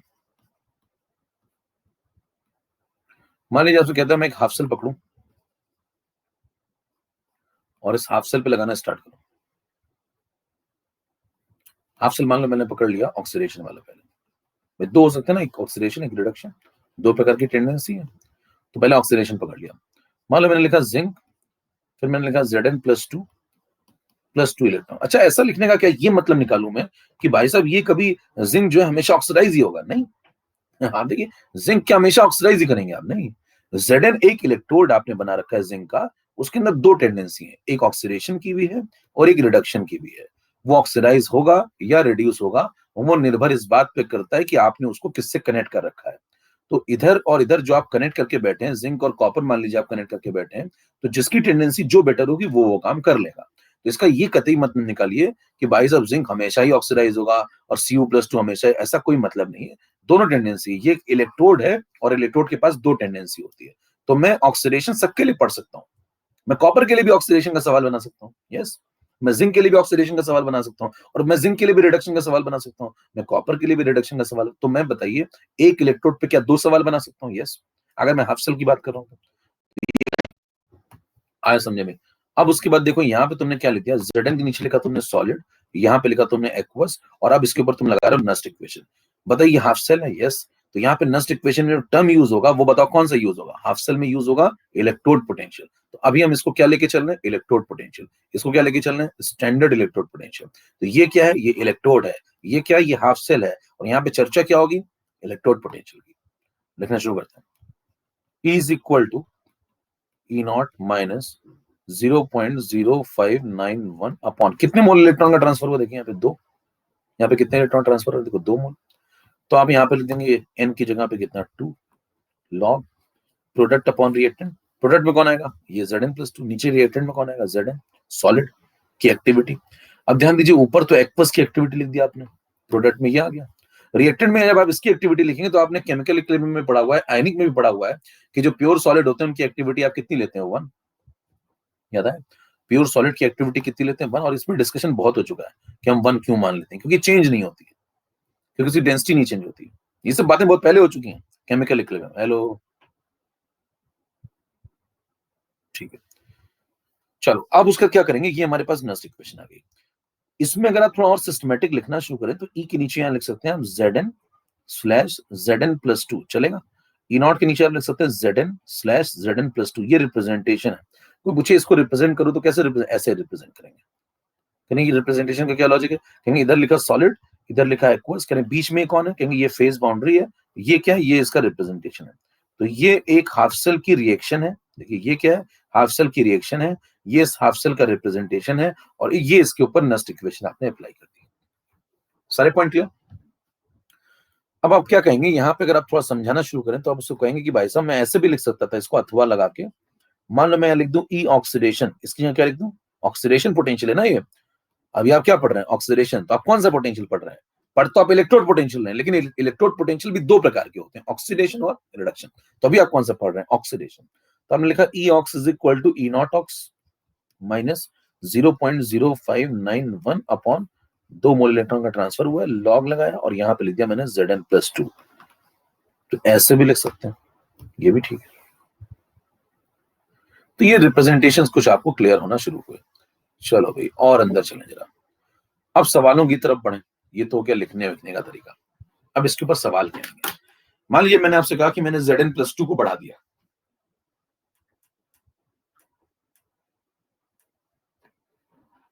मान लीजिए मैंने Zn+2 को बढ़ा दिया और मैं आपसे कहूं Zn+2 को जब मैं बढ़ा दूंगा तो क्या होगा? अच्छा, मैंने आपको एक बात बताई थी, अगर आपको याद हो, कि जो इलेक्ट्रोड पोटेंशियल है वो 3 बातों पे डिपेंड करता है। बताइए मेरे क्या से मेरे को याद है। इलेक्ट्रोड पोटेंशियल 3 बातों पे डिपेंड करता है। कौन कौन सी? टाइप करो, कौन कौन सी बताई थी? बता चुका हूं मैं। हाँ, very good. Nature, nature of electrolyte, nature of electrode और टेम्परेचर। वेरी गुड, याद है सभी को बातें? अब मेरे को एक बात बताइए, जो E0 होगा जिंक का, वो कांस्टेंट होगा या वेरिएबल होगा? ये कांस्टेंट या वेरिएबल? E0, E0, E0 क्यों? क्यों E0 क्यों कांस्टेंट है? क्योंकि ध्यान दीजिए, इलेक्ट्रोड पोटेंशियल 3 ही बातों पर डिपेंड करता है। एक, आपने इलेक्ट्रोड कैसा लिया, तो भैया इलेक्ट्रोड तो मैंने जिंक का लिया, फिक्स हो गया। एक मैंने इलेक्ट्रोलाइट के पास क्या कंसंट्रेशन वगैरह रखे हैं इलेक्ट्रोलाइट के पास। तो भाई जब ई नॉट आप लिख रहे हैं, नॉट नॉट का मतलब है कि कंसंट्रेशन तो 1 मोलर है जिंक का Zn+2 का। जब हम नॉट कैलकुलेट करते हैं तो कंसंट्रेशन तो फिक्स है ना भाई, क्योंकि नॉट हमेशा स्टैंडर्ड कंडीशन पे ही मेजर होता है। तो स्टैंडर्ड कंडीशन पे जब मैं ई नॉट निकालूंगा तो उस समय तो मैं कंसंट्रेशन 1 मोलर लूंगा ना। तो इसका मतलब इलेक्ट्रोड भी फिक्स कर दिया मैंने, कंसंट्रेशन भी 1 मोलर कर दिया, इसका मतलब वो भी फिक्स हो गया। तीसरा, टेम्परेचर वेरिएबल था तो वो पूरे सेल में ही 25 डिग्री चलता है भैया, तो वो भी फिक्स है। इसका मतलब जब तीनों फिक्स है तो ई नॉट भी फिक्स होगा। अच्छा, ई कांस्टेंट या वेरिएबल है? ई पे आइए, ई कांस्टेंट या वेरिएबल है? ई वेरिएबल है। क्यों? क्यों? इलेक्ट्रोड तो फिक्स है, जिंक, इस सवाल के लिए, लेकिन इलेक्ट्रोलाइट के पास जो वेरिएबल है वो बदल रहा है। क्यों? क्योंकि ध्यान दीजिए यहाँ पे Zn+2 अगर मैं 0.1 डाल दूं, ये 0.1 डाल दूं मान लो, इसको 0.2 डाल दूं, बदल दूं 1 से, तो बताइए फिर तो नया आंसर आएगा ना, फिर वो स्टैंडर्ड थोड़ी रह जाएगा। तो इसका मतलब ये Zn+2 वेरिएबल है, और अगर ये वेरिएबल है तो अगर ये बदलेगा तो इसका असर इसके ऊपर पड़ेगा, अगर ये बदलेगा तो इसका असर इसके ऊपर पड़ेगा, तो ये वेरिएबल है। अच्छा, टेम्परेचर तो कांस्टेंट है पूरे खेल में, क्लियर है तो मामला। तो ये वाला वेरिएबल है, ये वाला कांस्टेंट है। अच्छा, इसमें से कौन सा आपको डेटा गिवन होगा? ये वाला कहां से गिवन होगा बताओ? रिएक्टिविटी सीरीज, केमिकल, जो आपने इलेक्ट्रोकेमिकल सीरीज पढ़ी थी उसमें ये डेटा गिवन था क्या? यस। तो वो जो दिए होते थे वो एसआरपी होते थे, एसओपी होते थे, याद है? एसआरपी एसओपी, तो वो क्या थे? स्टैंडर्ड थे, स्टैंडर्ड, तो वो ये थे। इतना पॉइंट सभी क्लियर? तो बताइए सीरीज से क्या हमको इसका डेटा आसानी से मिल जाएगा इसका, और हम इसका डेटा निकाल लेंगे कैसे? Zn+2 पुट करके, ये कैसा चेंज दिखाएगा, उससे इसके ऊपर क्या असर पड़ेगा वो देख लेंगे। ठीक है, चलो स्टार्ट करें। 11 नंबर क्वेश्चन, मान लीजिए आपसे पूछा मैंने Zn+2, ऑब्जेक्टिव देखना शुरू करिए, यहीं से ऑब्जेक्टिव बनना शुरू होगा। अगर Zn+2 में बढ़ा दूं, है ना, अगर मैं Zn+2 बढ़ा दूं तो मैं सवाल पूछा जाएगा कि बताओ ई Zn+2 पे क्या फर्क पड़ेगा, इस पे क्या फर्क पड़ेगा? 4 ऑप्शन।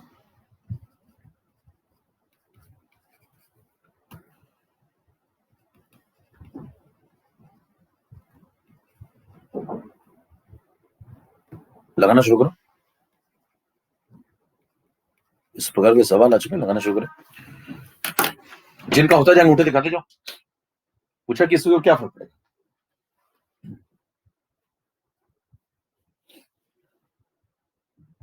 पोल शुरू करें। पूछा गया ये जो पोटेंशियल है ये बढ़ जाएगा या घट जाएगा या कोई फर्क नहीं पड़ेगा, और या कह नहीं सकते। चलो पोल स्टार्ट।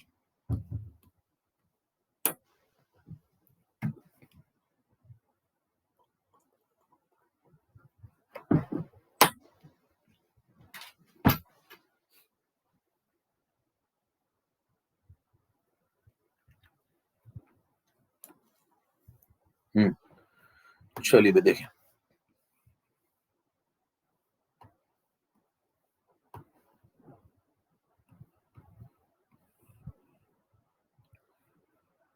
%53 का सही हुआ। शीना चैतन्य अमोल। देखो इसमें क्या करेंगे, सॉल्यूशन समझिए इसका जरा। पहले आप ये पर्टिकुलर इसको देख करके क्या आपके दिमाग में रिएक्शन सेट हो गई? इसका रिएक्शन ये है, देखते समझ में आ गया, रिएक्शन ये है। ठीक है, ऑक्सीडेशन का मामला चल रहा है। ठीक है, फिर आपने कहा कि भाई साहब ये अगर रिएक्शन है तो मैं नस्ट इक्वेशन लिखना जानता हूँ। हमने लिखा E is equal to E0 minus 0.0591 upon 2 log, यहाँ पे हमने लगा दिया लॉग ऑफ Zn+2 कंसंट्रेशन, है ना, और उसके बगल में कोफिशिएंट कितना लगा इसका 1, तो पावर में 1 आएगा यहाँ। मान लीजिए यहाँ पे 2 लगा होता तो 2 आ जाता पावर में, और ये तो सॉलिड है, इसकी एक्टिविटी 1 है, तो खत्म हो गया। तो ये आ गई इक्वेशन।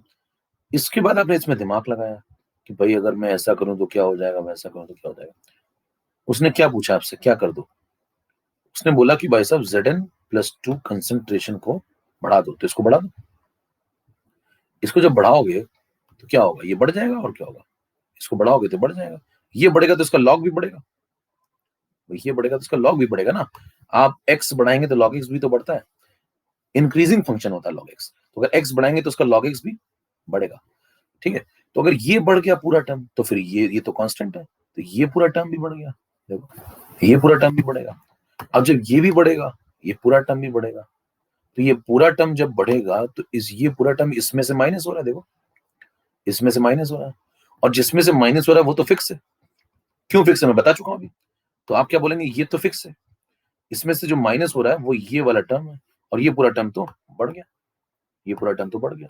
तो आप कहेंगे ये पूरा टर्म जब बढ़ गया, ये पूरा टर्म जब बढ़ गया, तो जो माइनस हो रहा है वो चीज ही बढ़ जा रही है। तो आप बोलेंगे घटने वाली चीज अगर बढ़ जाएगी, घटने वाली फिक्स चीज में से, देखो ये फिक्स है ना, तो फिक्स चीज में से घटने वाली चीज अगर बढ़ जाएगी तो बचने वाली चीज कम बचेगी। ठीक है, तो क्या बोला मैंने, फिक्स चीज में से अगर घटने वाली चीज बढ़ जाएगी तो फिर बचने वाली चीज कम बचेगी। खत्म हो गया। इसका लिए डिक्रीज करेगा, डिक्रीज करेगा, टिक करो, निकल लो। कितने लोग पॉइंट समझ में आए? फटाफट थोड़ी जल्दी से नेक्स्ट सवाल। एक बार में बात समझ में आ रही तो नेक्स्ट सवाल तुरंत। Yes, okay, next question. Application सीखते जा रहे हैं, सवाल लगाते जा रहे हैं। तो पहला मैंने आपको सिखाया क्या, एप्लीकेशन नंबर 1, तुरंत इस पे एक सवाल लगा लिया। अब हम लोग एप्लीकेशन नंबर 2 की तरफ बढ़ रहे हैं। 12 एप्लीकेशन नंबर 2। मान लिया तो कहता है मैं हाफ सेल एक बार रिडक्शन का लेके देखूं, है ना, ऑक्सीडेशन का देख लिया, अब रिडक्शन का ले लो। तो जैसे आप रिडक्शन का लेंगे तो रिडक्शन के सीन में क्या बनेगा, आपने लिखा Cu+2/Cu, ये रिएक्शन। फिर आपने लिखा कि Cu+2 + 2 इलेक्ट्रॉन्स गिव्स Cu। फिर आपने फेज लिखी, तो इसको लिखा आपने एक्वा, सी लिखा आपने सॉलिड। इसका क्या ये मतलब समझा जाए कि भैया कॉपर हमेशा ही रिड्यूस होगा? नहीं, कॉपर के पास दो टेंडेंसी इलेक्ट्रोड के पास, ऑक्सीडेशन, रिडक्शन। वो क्या करेगा, वो डिपेंड करेगा आपने उसको जोड़ा किससे, आपने उसको कनेक्ट किससे किया है। आपने जिंक से कनेक्ट किया है तो भैया जिंक ऑक्सीडाइज होने की टेंडेंसी अच्छी लगता है, तो जिंक ऑक्सीडाइज हो जाएगा। उसके रिस्पेक्ट में कॉपर रिड्यूस होने की टेंडेंसी अच्छी लगता है, तो Cu+2 रिड्यूस हो जाएगा। तो दिखना पड़ेगा ना आपने कनेक्ट किससे किया हुआ है, कनेक्ट किससे किया हुआ है। यहीं पे अगर आप कॉपर को आप सिल्वर से कनेक्ट कर दें तो अलग कहानी होगी, Zn को कॉपर से कनेक्ट करें अलग कहानी होगी। तो मतलब आप ये मिसकंसेप्शन ना पालें कि एक पर्टिकुलर, मैं क्या बताना चाह रहा हूँ बात समझिए। कई लोग जिंदगी में यही पाल लेते हैं कि भाई सब रिडक्शन वाला तो बस रिड्यूस ही होगा। अरे ये तो इलेक्ट्रोड है, इलेक्ट्रोड के पास दो पॉसिबिलिटी होती है हमेशा। अब चलिए, अब आपसे कहता है इसके अंदर जरा निपटाओ भैया सवाल और कंसेप्ट। तो आप कहेंगे पहले तो नस्ट इक्वेशन लिखना सीख लो जल्दी से। तो आप लिखेंगे E = E0 - 0. अब देखिए 0.0591 बार बार लिखने से अच्छा यहाँ 0.06 लिख लो और यहाँ पे थोड़ा सा अप्रॉक्स बना लो। तो आपको जब सवाल लगाने आगे तो आपको क्या करना है, अप्रोक्सीमेटली सॉल्व करना होता है। तो आप इसको 0.0591 को बार बार क्या लिख देंगे, 0.06, इतना चलता है। और बहुत आंसर क्लोज हो तो फिर वही लगा लेना, बाई 2, 2 मोल इलेक्ट्रॉन का ट्रांसफर हुआ, लॉग ऑफ। यहाँ पे क्या लिखेंगे आप, कॉपर सॉलिड है तो एक्टिविटी 1, देखो इसकी एक्टिविटी 1 होगी, सॉलिड है, और इसकी एक्टिविटी लिख देंगे जो भी होगी, Cu+2 कंसेंट्रेशन। पावर क्या लगेगी, जो इसका कोफिशिएंट है, कोफिशिएंट कितना है 1। फिर आप आगे बढ़िए हुए, फिर आगे बढ़ेंगे तो ये आपने नेक्स्ट इक्वेशन लिखना सीख लिया। इसको ऐसे भी लिख सकते हैं, यहाँ पे लिख लो E के नीचे Cu+2/Cu, यहाँ E0 के नीचे Cu+2/Cu, ये भी चलेगा, ये भी ठीक है। तो ये सब रिप्रेजेंटेशन हो गया। अब इसको आप चाहें तो ऐसे भी लिख सकते हैं आगे चल के, यहाँ पे देखो ये रिडक्शन हो रहा है तो इसको लिख सकते हैं हम E रिडक्शन = यहाँ पे लिख सकते हैं E0 रिडक्शन -0.06/2, यहाँ अप्रॉक्स लगा लो, और log of 1/Cu+2 concentration power 1, ये भी सही है। तो इस तरीके से आपने लिखना पहले तो सीख लिया। तो पहला काम था लिखना सीखना, वो आपने सीख लिया।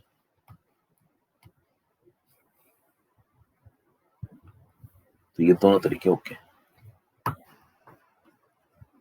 ठीक है। अब लिखना सीख लिया तो एप्लीकेशन पे फटाफट। 13 क्वेश्चन बनेगा इस पे तुरंत कि अगर मैं Cu+2 कंसंट्रेशन को बढ़ा दूं, जैसे मैंने पिछली बार बढ़ाया था ना Zn+2 को, तो पूछेगा इस बार इस पे क्या फर्क पड़ेगा। 4 ऑप्शन,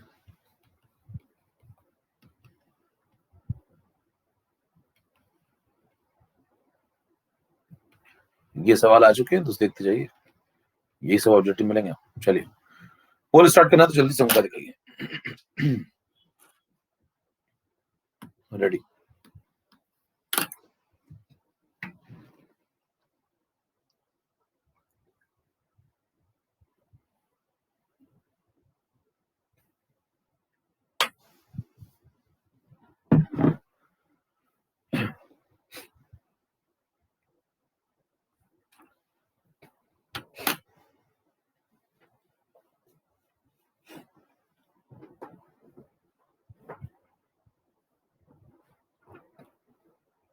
85% लोगों का सही हुआ। शीना, अमोल, चैतन्य, देखो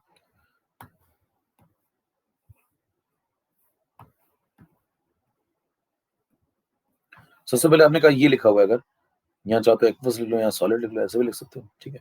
तो रिएक्शन लिख लो भैया, क्या रिएक्शन हो रही है ये। नेक्स्ट इक्वेशन आप इसके लिए पढ़ ही चुके हैं, लिख लो। तो लिखेंगे E is equal to E not minus 0.06 upon 2 approx log of 1 upon CU plus 2, ठीक है। अब तुमने क्या किया, यहां से भी लिख सकते हैं, अब तुमने इस कंसंट्रेशन को बढ़ाया, देखो CU प्लस 2 को बढ़ाया। जब CU प्लस 2 को बढ़ाएंगे तो ये पूरा कंसंट्रेशन क्या हो जाएगा, ये पूरा रेशियो क्या हो जाएगा, ये घट जाएगा। डिनोमिनेटर नीचे वाली पार्टी बढ़ा दी तो ये वैल्यू घट जाएगी ना, तो ये वैल्यू घट गई। अब ये वैल्यू घट गई पूरी, तो इसका लॉग भी घट जाएगा, लॉग घट गया तो ये पूरी वैल्यू भी घट गई। देखो चेक करिए, ये बढ़ाया तो ये रेशियो है, तो रेशियो क्या होगा भैया, रेशियो घट जाएगा, और रेशियो घट गया 1 अपॉन है ना, तो ये चीज बढ़ी तो ये पूरा रेशियो घट गया, और अगर ये पूरा रेशियो घट गया तो इसका लॉग भी घट गया, और इसका लॉग घट गया तो फिर ये भी पूरा मल्टीप्लिकेशन घट गया, तो ये पूरा मल्टीप्लिकेशन घट गया। तो अगर घटने वाली चीज घट रही है तो बचने वाली चीज ज्यादा बचेगी, लॉजिक है।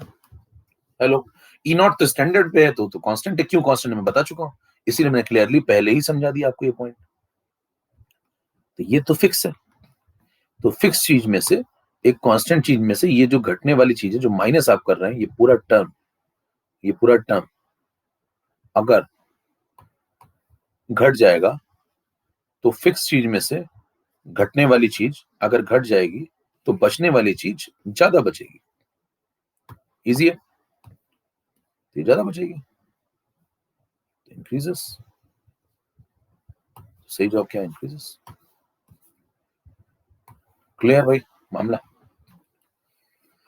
किधर समझ में आ गया, किधर समझ में आ गया मामला, सही चल रहा है, चलें आगे फटाफट।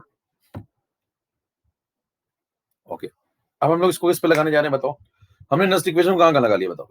हमने लगा लिया इसको पहले तो हाफ सेल में, पहले हमने नेक्स्ट इक्वेशन पढ़ ली, फिर हमने इसको लगाना शुरू किया, ये समझ लिया, फिर हमने इसको हाफ सेल में लगाना शुरू किया। मैंने कहा था दोनों जगह वैलिड होती है, हाफ सेल में आपने लगाना शुरू किया, ऑक्सीडेशन पे लगाया यस, रिडक्शन पे लगाया यस, तो क्या दोनों जगह आपने लगा लिया। तो आपने कहा ऑक्सीडेशन पे ऐसे, उसका सवाल ये, रिडक्शन पे ऐसे, उसका सवाल ये, अब किस पे लगाना चाहिए, ऑब्वियसली बात है कंप्लीट सेल, तो इस पे लगा के देख लेते हैं एक बार जरा, ठीक चलिए।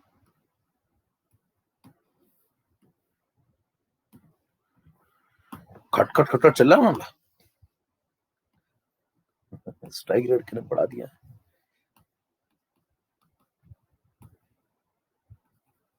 एप्लीकेशन नंबर 3, लगातार बैटिंग चल रही एकदम बिना रुके। देखिए यहाँ पे एक कंप्लीट से ले लें,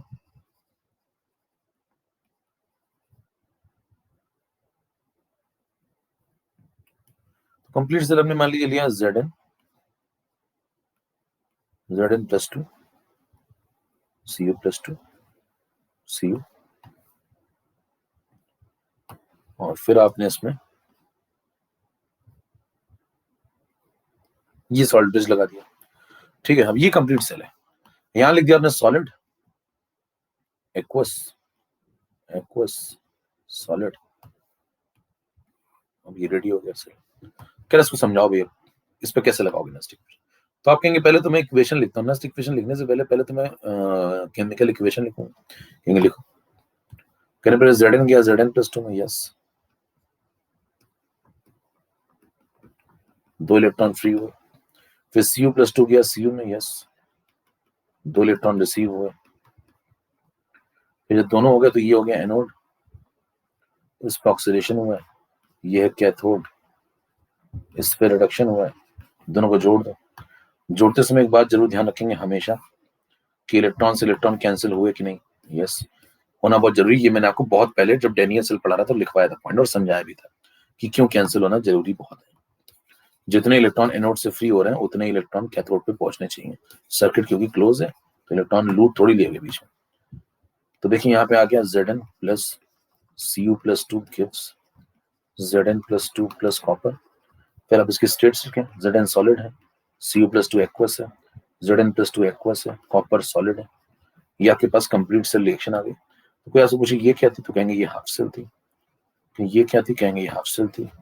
ये क्या है, ये कंप्लीट सेल। अच्छा, फिर आपसे कहेगा हाफ सेल पे लगा के देख ली ना स्टिक फिजन, कह रहे हाँ। कहें सवाल लगाया, हाँ। इस हाफ सेल पे लगा के देख ली, कह रहे हाँ। सवाल लगाया, यस। कह रहे इस पे क्या करोगे, कहेंगे इस पे भी लगाऊंगा और इस पे भी सवाल लगाऊंगा। इस पे भी लगाऊंगा, इस पे भी क्या लगाऊंगा और क्या सवाल लगाऊंगा, समझ पाना। इस पे पहले नेक्स्ट इक्वेशन लगाऊंगा फिर सवाल लगाऊंगा। चलो स्टार्ट। 15 एकदम सिस्टमेटिक चल रहा है मामला। चलिए अब इसमें नेक्स्ट इक्वेशन लिखना शुरू करें। तो हम नेक्स्ट इक्वेशन लिखेंगे तो फाइनल रिएक्शन को उठा लें डायरेक्ट, है ना। ये अपनी final reaction Zn plus 2 plus copper, यहाँ लिखो सॉलिड सॉलिड। चलो स्टार्ट। सबसे पहले इस बात इंपॉर्टेंट नंबर 1 कि आप यहाँ पे भैया ईएमएफ की चर्चा करेंगे। जब एक सेल बनता है तो सेल के पास ईएमएफ होता है। तो कंप्लीट सेल जब भी आपके पास आए तो वहां इलेक्ट्रोड पोटेंशियल की बात ना करने लगना, क्योंकि इलेक्ट्रोड पोटेंशियल तो इलेक्ट्रोड के पास होता है। ये इलेक्ट्रोड नहीं है, ये दो इलेक्ट्रोड्स का कॉम्बिनेशन है। तो ये एक सेल है, तो इसमें ईएमएफ की बात होगी। उसमें इस इलेक्ट्रोड और इस इलेक्ट्रोड की टेंडेंसी के बीच की डिफरेंस की बात होगी, और वो डिफरेंस जितना बड़ा होता जाएगा सेल को चलने में उतनी ही आसानी होगी। तो ये जो वेसल है और ये जो दूसरी वेसल है, जब इनको कनेक्ट करेंगे, डैनियल सेल बनाएंगे, तो दोनों वेसल के बीच में जो टेंडेंसी का अंतर है वो जितना बड़ा होगा, सर्किट के लिए मोटिवेशन या इलेक्ट्रॉन के फ्लो के लिए मोटिवेशन या करंट के फ्लो के लिए मोटिवेशन उतना बड़ा होता है। उसी को इलेक्ट्रोमोटिव फोर्स बोलते हैं। क्या बोलते हैं? इलेक्ट्रोमोटिव फोर्स का मतलब समझ पा रहे हैं? इलेक्ट्रॉन को फ्लो करने के लिए जो मोटिवेशनल फोर्स है वो कहां से आ रहा है? Potential difference. तो आप सोचिए ये सर्किट चलेगा ही क्यों? कोई पूछे चलेगा क्यों, कहेंगे ये वेसल और ये वेसल के बीच में जब आपने कनेक्शन किया तो इनके बीच में टेंडेंसी का डिफरेंस होना चाहिए। कहेंगे कौन सी टेंडेंसी? कोई भी एक कंपेयर कर लीजिए। इसके रिडक्शन को इसके रिडक्शन से कंपेयर करिए, इसके ऑक्सीडेशन को इसके ऑक्सीडेशन से कंपेयर करिए। वो टेंडेंसी का डिफरेंस जितना बड़ा होता जाएगा ये सर्किट उतनी ही आसानी से चलेगा। तो अभी आप पढ़ रहे हैं ईएमएफ, यानी कि टेंडेंसी का डिफरेंस। टेंडेंसी का डिफरेंस पढ़ने के लिए पहले आपको टेंडेंसी पढ़नी चाहिए। तो क्या मैंने आपको दोनों की टेंडेंसी पढ़ा दी? यस। टेंडेंसी को बोलते हैं इलेक्ट्रोड पोटेंशियल। क्या आप इलेक्ट्रोड पोटेंशियल पढ़ चुके हैं? क्या इलेक्ट्रोड पोटेंशियल की आप ये भी देख चुके हैं किसकी टेंडेंसी ज्यादा और किसकी कम है? कंपैरिजन भी पढ़ चुके हैं। कंपैरिजन कहाँ पढ़ा था आपने? Electrochemical series. तो सीरीज में आपने कंपैरिजन किया था किसका? टेंडेंसीज का। फिर उनके बेसिस पे आप चेक करेंगे कौन सा सर्किट काम कर सकता है और कौन सा सर्किट नहीं काम कर सकता। जैसे आज आपने एक सवाल भी लगाया कि भाई साहब ये वाला सर्किट तो काम कर सकता है लेकिन ये वाला नहीं कर सकता। तो ये आपको कैसे पता चला कि ये वाला करेगा और ये वाला नहीं करेगा? इनकी टेंडेंसी के लॉजिक पे। इनकी टेंडेंसी कहाँ है? इनकी टेंडेंसी ये लिखी हुई है। ये जो आप डेटा लिख रहे हैं क्या है? टेंडेंसी है। ये सब क्या है? इलेक्ट्रोड पोटेंशियल है। इन्हीं से तो आप सोच रहे हैं कि मोटिवेशनल फोर्स मिलेगा या नहीं मिलेगा। यहाँ मिल जाएगा तो ये चल जाएगा, यहाँ मोटिवेशनल फोर्स नहीं आया सही तो यहाँ नहीं चलेगा। हेलो भैया, जीवित हो? घुटने में ट्रांसप्लांट करवा लो। नए घुटने कितने के लगते हैं? आओ समझे। अब देखो यहाँ पे लिखेंगे ई सेल।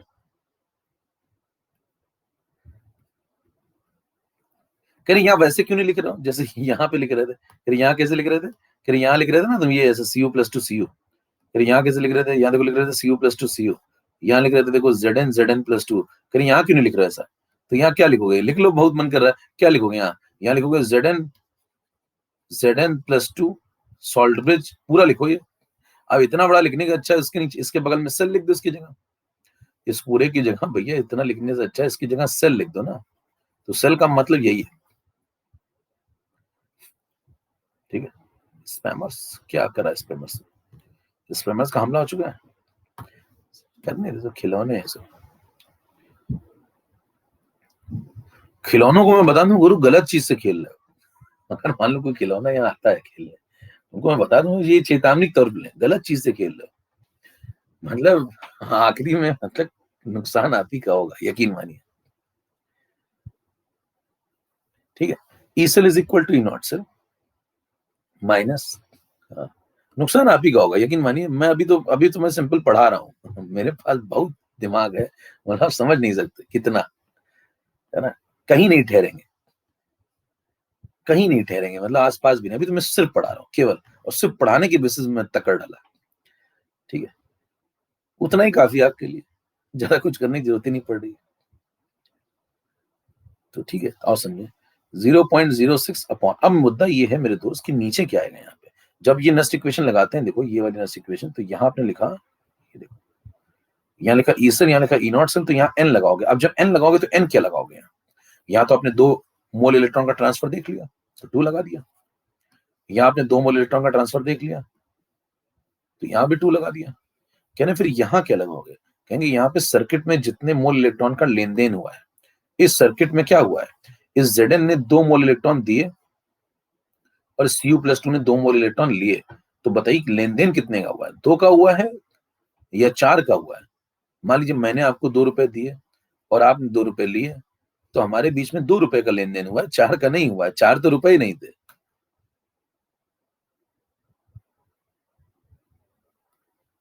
4 तो रुपए ही नहीं थे ना भैया। मैंने आपको 2 रुपए दिए, आपने अपनी जेब में 2 रख लिए, तो हमारे बीच में 2 रुपए का लेन देन हुआ है। 4 तो हमारे बीच में कभी रुपए ही नहीं थे। समझ में आ रही बात। तो यहाँ वो लिखेंगे जितने का लेन देन हुआ है, 2। ये पॉइंट क्लियर हुआ, तो ये गलती नहीं करनी भाई। चलो स्टार्ट। -0.06/2 अप्रॉक्स लगा लीजिए, और अप्रॉक्स अगर मैं नहीं भी लगाऊं तो अंडरस्टूड अप्रॉक्स लगा हुआ है। मैं बार बार यही यूज करूंगा क्योंकि इससे कैलकुलेशन इजी हो जाता है मेरा थोड़ा, और आंसर मेरा करीब करीब आ ही जाता है। कॉपर सॉलिड को नहीं देखना, Zn सॉलिड को नहीं देखना, क्योंकि ये प्योर सॉलिड है, प्योर सॉलिड की एक्टिविटी 1। तो यहाँ क्या लिखेंगे, Zn+2 कंसंट्रेशन प्रोडक्ट साइड में, कोफिशिएंट कितना है इसका 1, तो यहाँ 1 लग जाएगा। नीचे क्या लगाएंगे, तो कॉपर +2 कंसंट्रेशन पावर 1। ये नेक्स्ट इक्वेशन आ गया। अब आपसे कोई पूछे भाई साहब इस नेक्स्ट इक्वेशन में जो ई यूज हुए हैं वो कौन है, तो आप कहेंगे वो इस बार कौन है, वो इस बार ई सेल है और ई नॉट सेल है। अच्छा, ई नॉट सेल कैसा होगा, कांस्टेंट होगा। क्यों,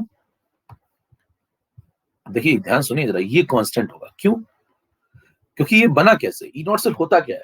आप कहेंगे इलेक्ट्रोमोटिव फोर्स, किस कंडीशन पे, स्टैंडर्ड पे, ठीक है। अच्छा बना कैसे, ये आया कैसे, कहेंगे इलेक्ट्रिक पोटेंशियल की डिफरेंस है, टेंडेंसी की डिफरेंस है। तो जब टेंडेंसीज ही फिक्स है, देखो, हाँ भाई देखो ये वाली टेंडेंसी कैसी है, कांस्टेंट। फिर ये वाली टेंडेंसी कैसी है, कांस्टेंट। तो इनका डिफरेंस कैसा होगा, मतलब मान लो अब एक रिडक्शन और एक रिडक्शन, अभी तो चलो ये ऑक्सीडेशन लिखा हुआ है, मान लो मैं दोनों रिडक्शन ले लूं तो भी कांस्टेंट होंगे ना। अच्छा Zn+2 से अगर मैं Zn बनाऊं, कांस्टेंट, ई नॉट। अगर मैं Cu+2 से Cu बनाऊं, कांस्टेंट। तो दोनों की टेंडेंसी कैसी है, कांस्टेंट। तो उनका डिफरेंस भी कैसा होगा, कांस्टेंट। तो ये चीज फिक्स होगी, ये बात समझ में आई। अभी मैं और आगे समझ लेंगे इसको, लेकिन फिलहाल आपको ये समझ में आया कि इस वेसल में और इस वेसल में जो दोनों के ई नॉट है, कोई एक ई नॉट पकड़ना, ऐसा नहीं कि पता लगा इधर तो ऑक्सीडेशन देख रहे हो, इधर रिडक्शन देख रहे हो, फिर उनका डिफरेंस देख रहे हो। टेंडेंसी का डिफरेंस ऐसे नहीं देखा जाता। आप सोचिए थोड़ा, अगर आप 2 वेसल की टेंडेंसी में डिफरेंस देख रहे हैं, तो मेरे दोस्त दोनों की एक जैसी टेंडेंसी का डिफरेंस देखेंगे ना।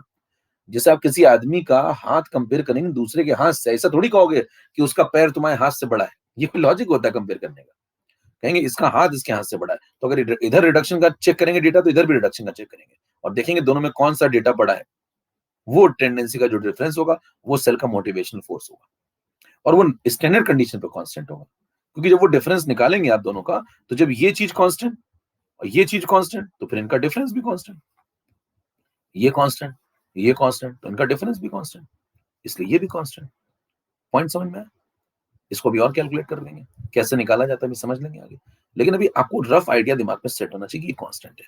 अब मेरे को एक बात बताइए, यहाँ पे सवाल क्या बनेगा, सवाल बनेगा कि मान लो कभी मेरे को ई सेल बढ़ाने का मूड किया, क्या मूड किया कि आज मैं ई सेल को बढ़ाऊं, है ना। अब ई सेल को बढ़ाने के लिए मैं क्या करूं, चलो देखते हैं। सवाल घुमा देते हैं, क्वेश्चन।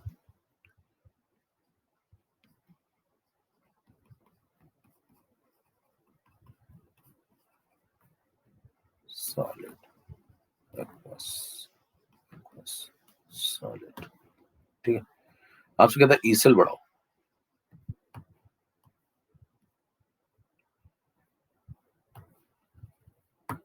ठीक है। कोई आया है, क्या लगता है कौन हो सकता है? इस स्पैमर्स के घर पे हमला तो नहीं हो गया? चलो भी 4 ऑप्शन।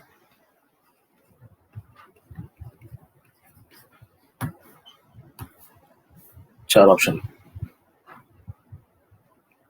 बढ़ाओ, घटाओ, घटाओ, बढ़ाओ, बढ़ाओ, बढ़ाओ, घटाओ, घटाओ।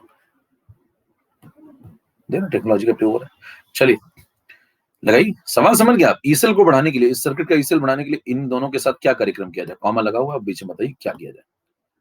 इंक्रीज, इंक्रीज, डिक्रीज, डिक्रीज, सोच के बताओ।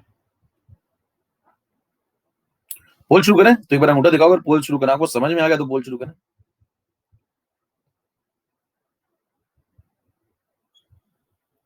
करें, चलो स्टार्ट।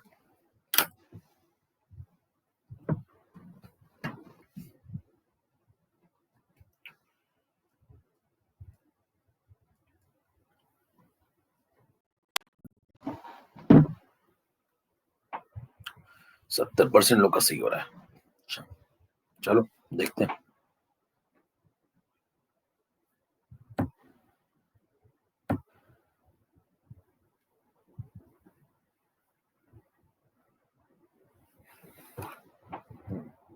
सिक्सटी 68%। सिन्हा, के सिन्हा, अमोल, यश। देखो आपसे क्या कह रहा है कि भाई साहब अगर मैं ईसेल को बढ़ाना चाहता हूं तो क्या करूं? तो कहेंगे इसको सोचो, उल्टा सवाल पूछ लिया इस बार। देखो पहले आपसे क्या पूछता था? पहले पूछता था इसको बढ़ाऊंगा तो इसका क्या होगा, पोटेंशियल का क्या होगा। अभी उल्टा पूछ रहा है, कहना अगर ईसेल को बढ़ाना है, मैंने तय कर लिया कि मेरे को ईसेल को बढ़ाना है, तो मैं क्या करूं? अब सोचो जरा कैसे बढ़ा सकते हैं इसको। देखो अगर मेरा टारगेट है इसको बढ़ाना, सवाल सुनना ध्यान से, इसको बढ़ाना, तो जाहिर सी बात है इसको बढ़ाने के लिए, इसको बढ़ाने के लिए मुझे इस पूरे टर्म को घटाना होगा। क्यों? क्योंकि अगर ये पूरा टर्म घटेगा तो ये कांस्टेंट है भाई, जिंक है, कॉपर है, तो ये तो कांस्टेंट है ना उसके लिए। तो ये कांस्टेंट है, इसमें से घटने वाली चीज अगर घट जाएगी तो बचने वाली चीज ज्यादा बचेगी। लॉजिक है, क्या बोल रहे हैं? कांस्टेंट में से घटने वाली चीज अगर घट जाएगी तो फिर बचने वाली चीज ज्यादा बचेगी। तो अगर हमें इसको बढ़ाना है, ज्यादा बचाना है, तो फिर ये इसको छोटा करो तो ये बढ़ेगा। तो ये घटाओ। अब ये कैसे घटाओगे बताओ? इसको घटाने के लिए यहाँ पे आ जाओ। देखो इसको घटाने के लिए इस रेशियो को घटाना पड़ेगा, ये जो रेशियो है इसको घटाना पड़ेगा। अब इसको कैसे घटाओगे? इसको घटाने के लिए, इसका मकसद है हमें इस रेशियो घटाना, ठीक है? तो इसको घटाने के लिए हम क्या करेंगे, ऊपर वाली पार्टी को कम कर देंगे। देखो घटाना है ना, तो ऊपर वाली पार्टी को कम कर देंगे, ठीक है, और नीचे वाले को बढ़ा देंगे। तो अगर मैं ऊपर वाली को कम कर दूं, नीचे वाली को बढ़ा दूं, तो ये पूरा रेशियो कम हो जाएगा। कम हो जाएगा तो फिर ये बढ़ जाएगा। कितने पॉइंट समझ में? आंसर आ गया, खत्म हो गया, सवाल ही खत्म हो गया ना। Zn+2 को घटाओ, Cu+2 को बढ़ाओ। तो Zn+2 को घटाओ, देखो, और Cu+2 को बढ़ाओ। तो ये कॉम्बिनेशन अगर आप लेते हैं तो आपको मजेदार मामला मिलेगा। कितनों को बात समझ में आ गई? जल्दी से छोड़ो फिर आगे बढ़े।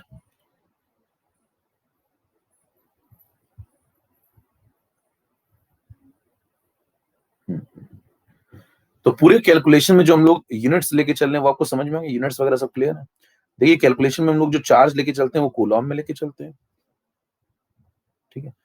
कभी भी हम पोटेंशियल वगैरह लेंगे या ई जिसे हम रिप्रेजेंट करते हैं वो हम वोल्ट में लेते हैं। इसीलिए जो हम एनर्जी यूज करते हैं वो जूल में यूज करते हैं। इसीलिए जो हम आर लगाते हैं वो 8.314 लगाते हैं। ये भी एक पॉइंट मैंने रिपीट कर दिया जिससे कि मामला दिमाग में सेट रहे, ठीक है? तो हम ये वाला आर क्यों लगाते हैं, समझ में आ गया मामला सवालों में? क्योंकि हम कूलॉम में चार्ज, वोल्ट में पोटेंशियल, एनर्जी जूल में, डेल्टा जी वगैरह जूल में, और आर ये वाला। क्लियर है सब पॉइंट? ये सब पॉइंट क्लियर? यहां तक नेक्स्ट इक्वेशन डन। अब हम लोग क्या करें कितने लोगों ने इस तरीके से सवाल लगा लिए थे? तीनों सही, कितनों सही कर लिया था? ये भी सही कर लिया इस तरीके से, ये वाला मतलब ये लिखा पहले और फिर ये सही कर लिया। और इसी तरीके से कितने लोगों ने ये वाला भी खुद से सही कर लिया था, मतलब पहले ये लिखा फिर ये सही कर लिया। कितने लोगों ने ये वाला लिखा और ये वाला भी सही कर लिया? इस तरीके से लिखा और फिर सही कर लिया। कितनों कर लिया था?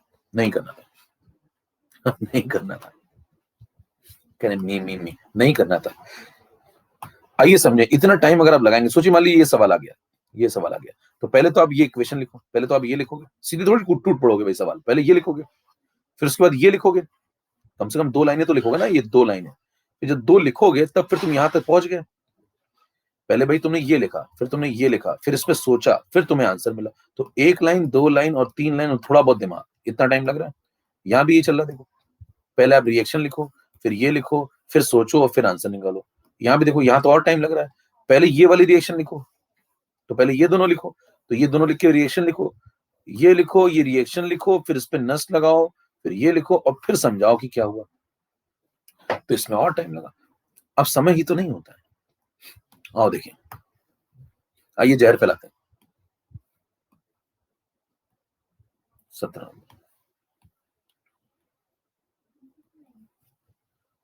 आपको मैं तीनों सवाल फिर से बता रहा हूं, लेकिन मैं तीनों को बता नहीं रहा हूं।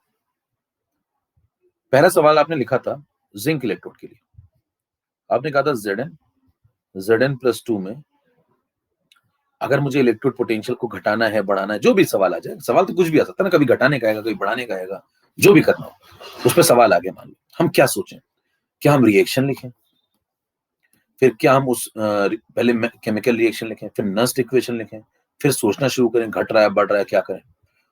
उसमें टाइम लगता है और टाइम अपने पास है नहीं। अब क्या करें, सुनो, अगर आप चाहते कि मैं इस टेंडेंसी को बढ़ाऊं, मान लीजिए सवाल आ गया कि मेरे को इस टेंडेंसी को बढ़ाना है, ठीक है, ये जो टेंडेंसी है इसको बढ़ाना है, ऐसा सवाल आ गया, तो मैं क्या करूं इसके साथ कि जिससे टेंडेंसी बढ़ जाए, ये तो सवाल आता है ना। तो मैं क्या करूंगा, देखो ये क्या रिएक्टेंट और ये क्या है, ये प्रोडक्ट है, देखो ये रिएक्टेंट है, Zn क्या है, रिएक्टेंट, और ये Zn+2 क्या है, ये प्रोडक्ट है। तो आप चाहते हैं कि रिएक्टेंट का प्रोडक्ट में कन्वर्जन की टेंडेंसी, देखो ये ई क्या होता है, इसका इसमें कन्वर्ट होने की टेंडेंसी तो ई है भाई, ये Zn इस Zn+2 में जो कन्वर्ट हो रहा है, इसकी जो टेंडेंसी है वही तो ई है। ये जितना ज्यादा कन्वर्ट अच्छे से होगा उतनी टेंडेंसी बेटर होगी, कम कन्वर्ट होगा तो टेंडेंसी छोटी होगी। ठीक, आप चाहते हैं टेंडेंसी बढ़े, कन्वर्जन की टेंडेंसी बढ़े, तो उसके लिए आपको कन्वर्जन ज्यादा ज्यादा कराना होगा, खूब सारा खूब सारा। तो खूब सारा कन्वर्जन कब होगा, जब रिएक्टेंट को आप बढ़ाएं। भाई रिएक्टेंट का प्रोडक्ट में कन्वर्जन खूब सारा कराना चाहते हैं, तो मतलब रिएक्टेंट को बढ़ाएं और प्रोडक्ट को कम रखें, तभी तो रिएक्टेंट देखो ज्यादा होगा, तभी तो ज्यादा कन्वर्ट होगा। लॉजिकल बात है, अगर रिएक्टेंट ज्यादा होगा तभी तो चांसेस है ना उसके प्रोडक्ट में कन्वर्ट होने के। अगर रिएक्टेंट ही कम लोग हैं तो फिर कहां से कन्वर्ट होगा। तो रिएक्टेंट को ज्यादा रखें और रिलेटिवली प्रोडक्ट को कम रखें। तो आंसर आ गया। देखो मैंने क्या पूछा था, ये टेंडेंसी बढ़ाने का क्या तरीका है, कन्वर्जन बढ़ाओ। कन्वर्जन कब अच्छा होगा, जब रिएक्टेंट ज्यादा रखो, तो रिएक्टेंट को बढ़ा लो भैया, लो इसको बढ़ा लो, और रिएक्टेंट को बढ़ा लोगे तो प्रोडक्ट को रिलेटिवली कम रखोगे। बस आ गया आंसर, चेक कर लीजिए। अगर मैं अच्छा ये तो एक्टिव मास, इसका तो एक्टिव मास कोई पूछेगा, इसका अमाउंट तो बढ़ाओ, लेकिन इसका एक्टिव मास तो कांस्टेंट है, तो इसके बारे में तो कोई पूछेगा ही नहीं आपसे, इसके एक्टिव मास के बारे में पूछेगा। तो कहेगा बताओ अगर मैं इस ई को बढ़ाना चाहता हूं तो क्या करूं, खत्म हो गया, Zn+2 को कम रखो। आंसर आ चुका है, खत्म हो गया, इतना ही सवाल था। अगर मौज आ गई तो कीबोर्ड तोड़ दीजिए भैया, इतना ही सवाल था, सवाल ही खत्म हो गया। देख लीजिए, इसमें अगर आप मेरे से कोई भी सवाल पूछे मैं खटाखट बता दूंगा। उसने मेरे से पूछा भाई साहब मेरे को ये वाला ई Zn+2 वाला बढ़ाना है, मैं क्या करूं, मैं कहूंगा सीधे रिएक्टेंट ज्यादा प्रोडक्ट कम, लो प्रोडक्ट कम, कोई नस्ट इक्वेशन नहीं, कुछ नहीं, सीधे आंसर। कहता लो खत्म हो। कह रहे और क्या सवाल आएगा, क्या इसका उल्टा सवाल आएगा, क्या इसका उल्टा क्या आएगा, 2 सवाल खत्म कर ले। दूसरा क्या आएगा, कहेगा मेरे को ये टेंडेंसी जो है इसको कम करना है, अब इस टेंडेंसी को कम करना है। अब कह रहे भैया जब इसको घटाते थे तो टेंडेंसी बढ़ती थी, तो इसको जब बढ़ाओगे तो टेंडेंसी घटेगी, सामान्य ज्ञान। तो बताओ अगर इसको मैं बढ़ा दूं तो टेंडेंसी कम हो जाएगी, तो यहाँ बढ़ा दो, इसको Zn+2 को बढ़ा दो। क्या 2 सवाल लग गए, क्वेश्चन नंबर 1 भी डन है, क्वेश्चन नंबर 2 भी डन है।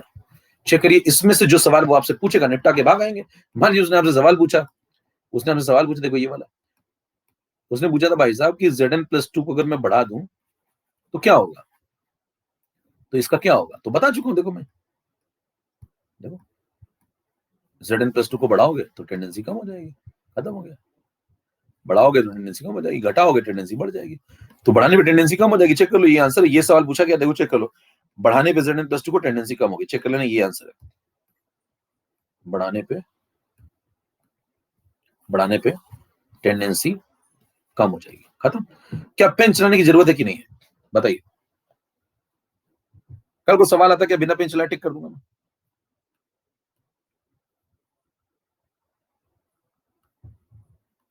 मजा आ रहा है? पेन को साइड में फेंक दीजिए अगर आपका दिमाग चलना शुरू हो गया। अगला सवाल लो, ये वाला करते हैं, ये वाला। मान लो उसने मेरे को ये सवाल दे दिया, कहता 18 नंबर भाई साहब सवाल आ गया। इस बार उसने पूछा कि Cu+2,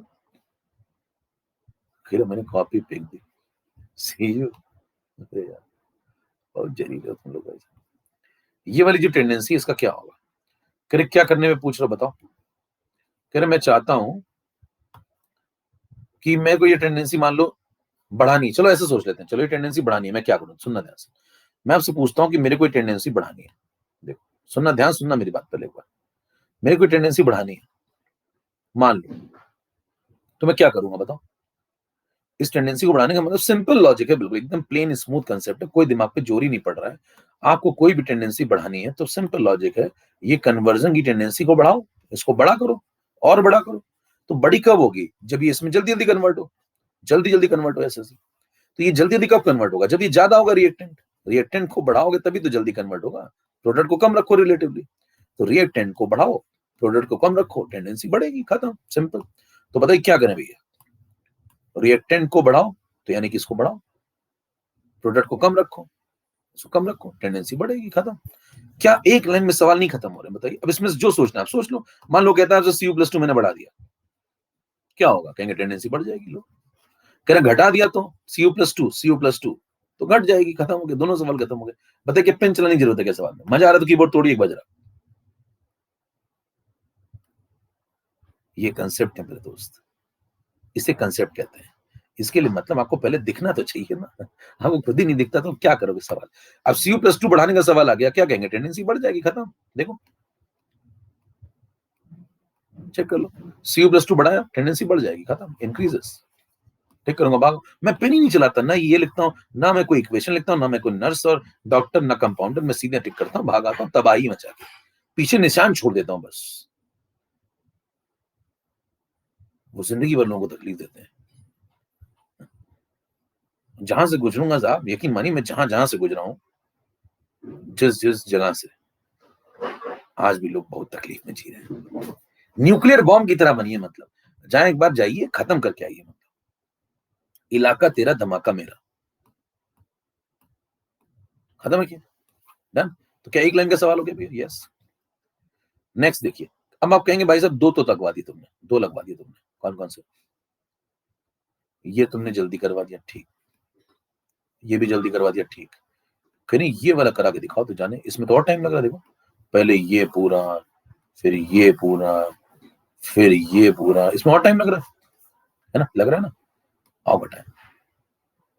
अब देखिए धीरे लाइनें कम हो रही, पहले मैंने पूरा दोनों समझा दिया आपको। देखो दोनों समझा दिया, हालांकि हो तो इतने में गया था, हो तो इतने में, रिएक्टेंट बढ़ाओ प्रोडक्ट कम रखो, टेंडेंसी बढ़ेगी, खत्म। हो तो इतने में गया था, फिर मैंने आपको दो क्वेश्चन समझा दिए, दो क्वेश्चन समझा दिए। फिर इसमें भी आप ऐसे दो क्वेश्चन सोच सकते हैं, मैं समझा नहीं रहा हूं। 19 नंबर पे आइए, मेरे से कहता है, ठीक है, इलाका तेरा धमाका मेरा, वो मुझसे कहता है जरा एक और चीज बताओ। उसने कहा मेरे दोस्त Zn+2 Cu+2 Cu salt bridge, मैं चाहता हूं कि इसका ई सेल बढ़े। यही सवाल था ना? ई सेल बढ़ाने के लिए क्या करूं, यही सवाल था। ई सेल बढ़ाने के लिए क्या करें, ये आ गया सवाल। आप फिर लिख गए भाई साहब रिएक्शन लिखे हैं विद नर्स और डॉक्टर कंपाउंडर, सीधे इलाज चालू करो ना, क्या डॉक्टर कंपाउंडर? देखिए ई सेल होता क्या है, इस सेल को चलने के लिए मोटिवेशनल फोर्स, ये सेल कब अच्छा काम करेगा यही तो बताना। देखो ई सेल बढ़ाने का मतलब इस सेल को अच्छी तरह काम कराओ ना, इस सेल को बढ़िया से फंक्शन कराओ, यही मतलब है। ये बढ़िया से फंक्शन कब करेगा? जब ये भी अच्छा काम करे और ये भी अच्छा काम करे। दो हिस्से हैं ना इसके, ये और ये जो इधर वाला हिस्सा ये कौन है? एनोड। ये इधर वाला हिस्सा कौन है? कैथोड। तो जब एनोड अच्छा काम करेगा और जब कैथोड भी अपना काम अच्छे से करेगा, तो जब दोनों हिस्से अच्छे से काम करेंगे तो सेल भी अच्छे से काम करेगा और ई सेल ज्यादा मिलेगा। ठीक है, अब मेरे को बताइए ये एनोड वाला अच्छे से काम कब करेगा? जब इसकी टेंडेंसी इसमें कन्वर्ट होने की जोरदार होगी। Zn की Zn+2 में जोरदार टेंडेंसी होनी चाहिए। जब आप इस टेंडेंसी को बढ़ाएंगे तो ये वाला हिस्सा अच्छा काम करेगा। जब Cu+2 को आप Cu में अच्छे से कन्वर्ट करेंगे तो फिर ये वाला हिस्सा भी जोरदार काम करेगा, और जब दोनों जोरदार काम करेंगे तो फिर ये भी जोरदार काम करेगा। खत्म, इतना ही लॉजिक है। अब मेरे को बताइए, अगर मैं चाहता हूं कि Zn की Zn+2 में टेंडेंसी बढ़ाऊं तो मैं क्या करूं? सिंपल लॉजिक है, मैं ये टेंडेंसी बढ़ाना चाहता हूं, मैं ये टेंडेंसी बढ़ाना चाहता हूं। जब दोनों टेंडेंसी अच्छी होंगी तो अपने आप सर्किट अच्छा काम करेगा। लॉजिक समझ में आ रहा है? अब मैं बताओ टेंडेंसी को अच्छा करने के लिए क्या करूं? सिंपल, कोई भी टेंडेंसी दुनिया की सही करनी है तो रिएक्टेंट ज्यादा लो, प्रोडक्ट कम लो। रिएक्टेंट ज्यादा, प्रोडक्ट कम, खत्म। लो, ये खत्म हो गया। रिएक्टेंट ज्यादा, देखो खत्म। बिल्कुल सिंपल लॉजिक, बिना दिमाग लगाए खटखट खटखट होता है एकदम मामला। रिएक्टेंट ज्यादा, प्रोडक्ट कम, अच्छी होगी टेंडेंसी। इधर आ जाओ, रिएक्टेंट ज्यादा, प्रोडक्ट कम, अच्छी होगी टेंडेंसी, खत्म।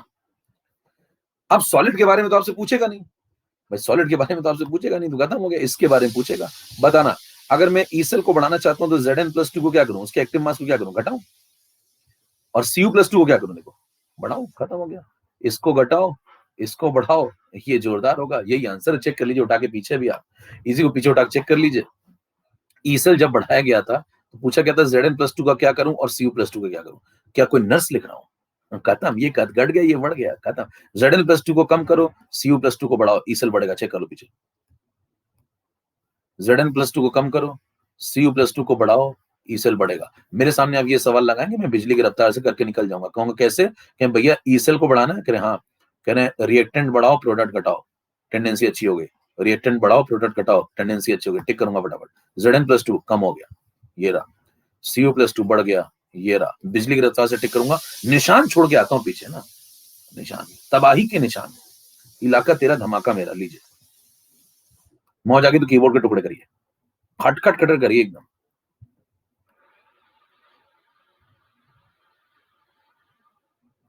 बस निकल जाइए अपनी जगह से और जख्म छोड़ के जाइए, पीछे बस जख्म होने चाहिए, बिलबिलाते हुए लोग। I like, I just enjoy it. ये बहुत जालिम आदमी है, जमाने ने बना दिया। मैं पहले बहुत शरीफ आदमी था, जमाने बना, क्या करूं, जमाना बहुत जालिम है। थोड़ा बहुत मेरे को बनना पड़ा। क्लियर?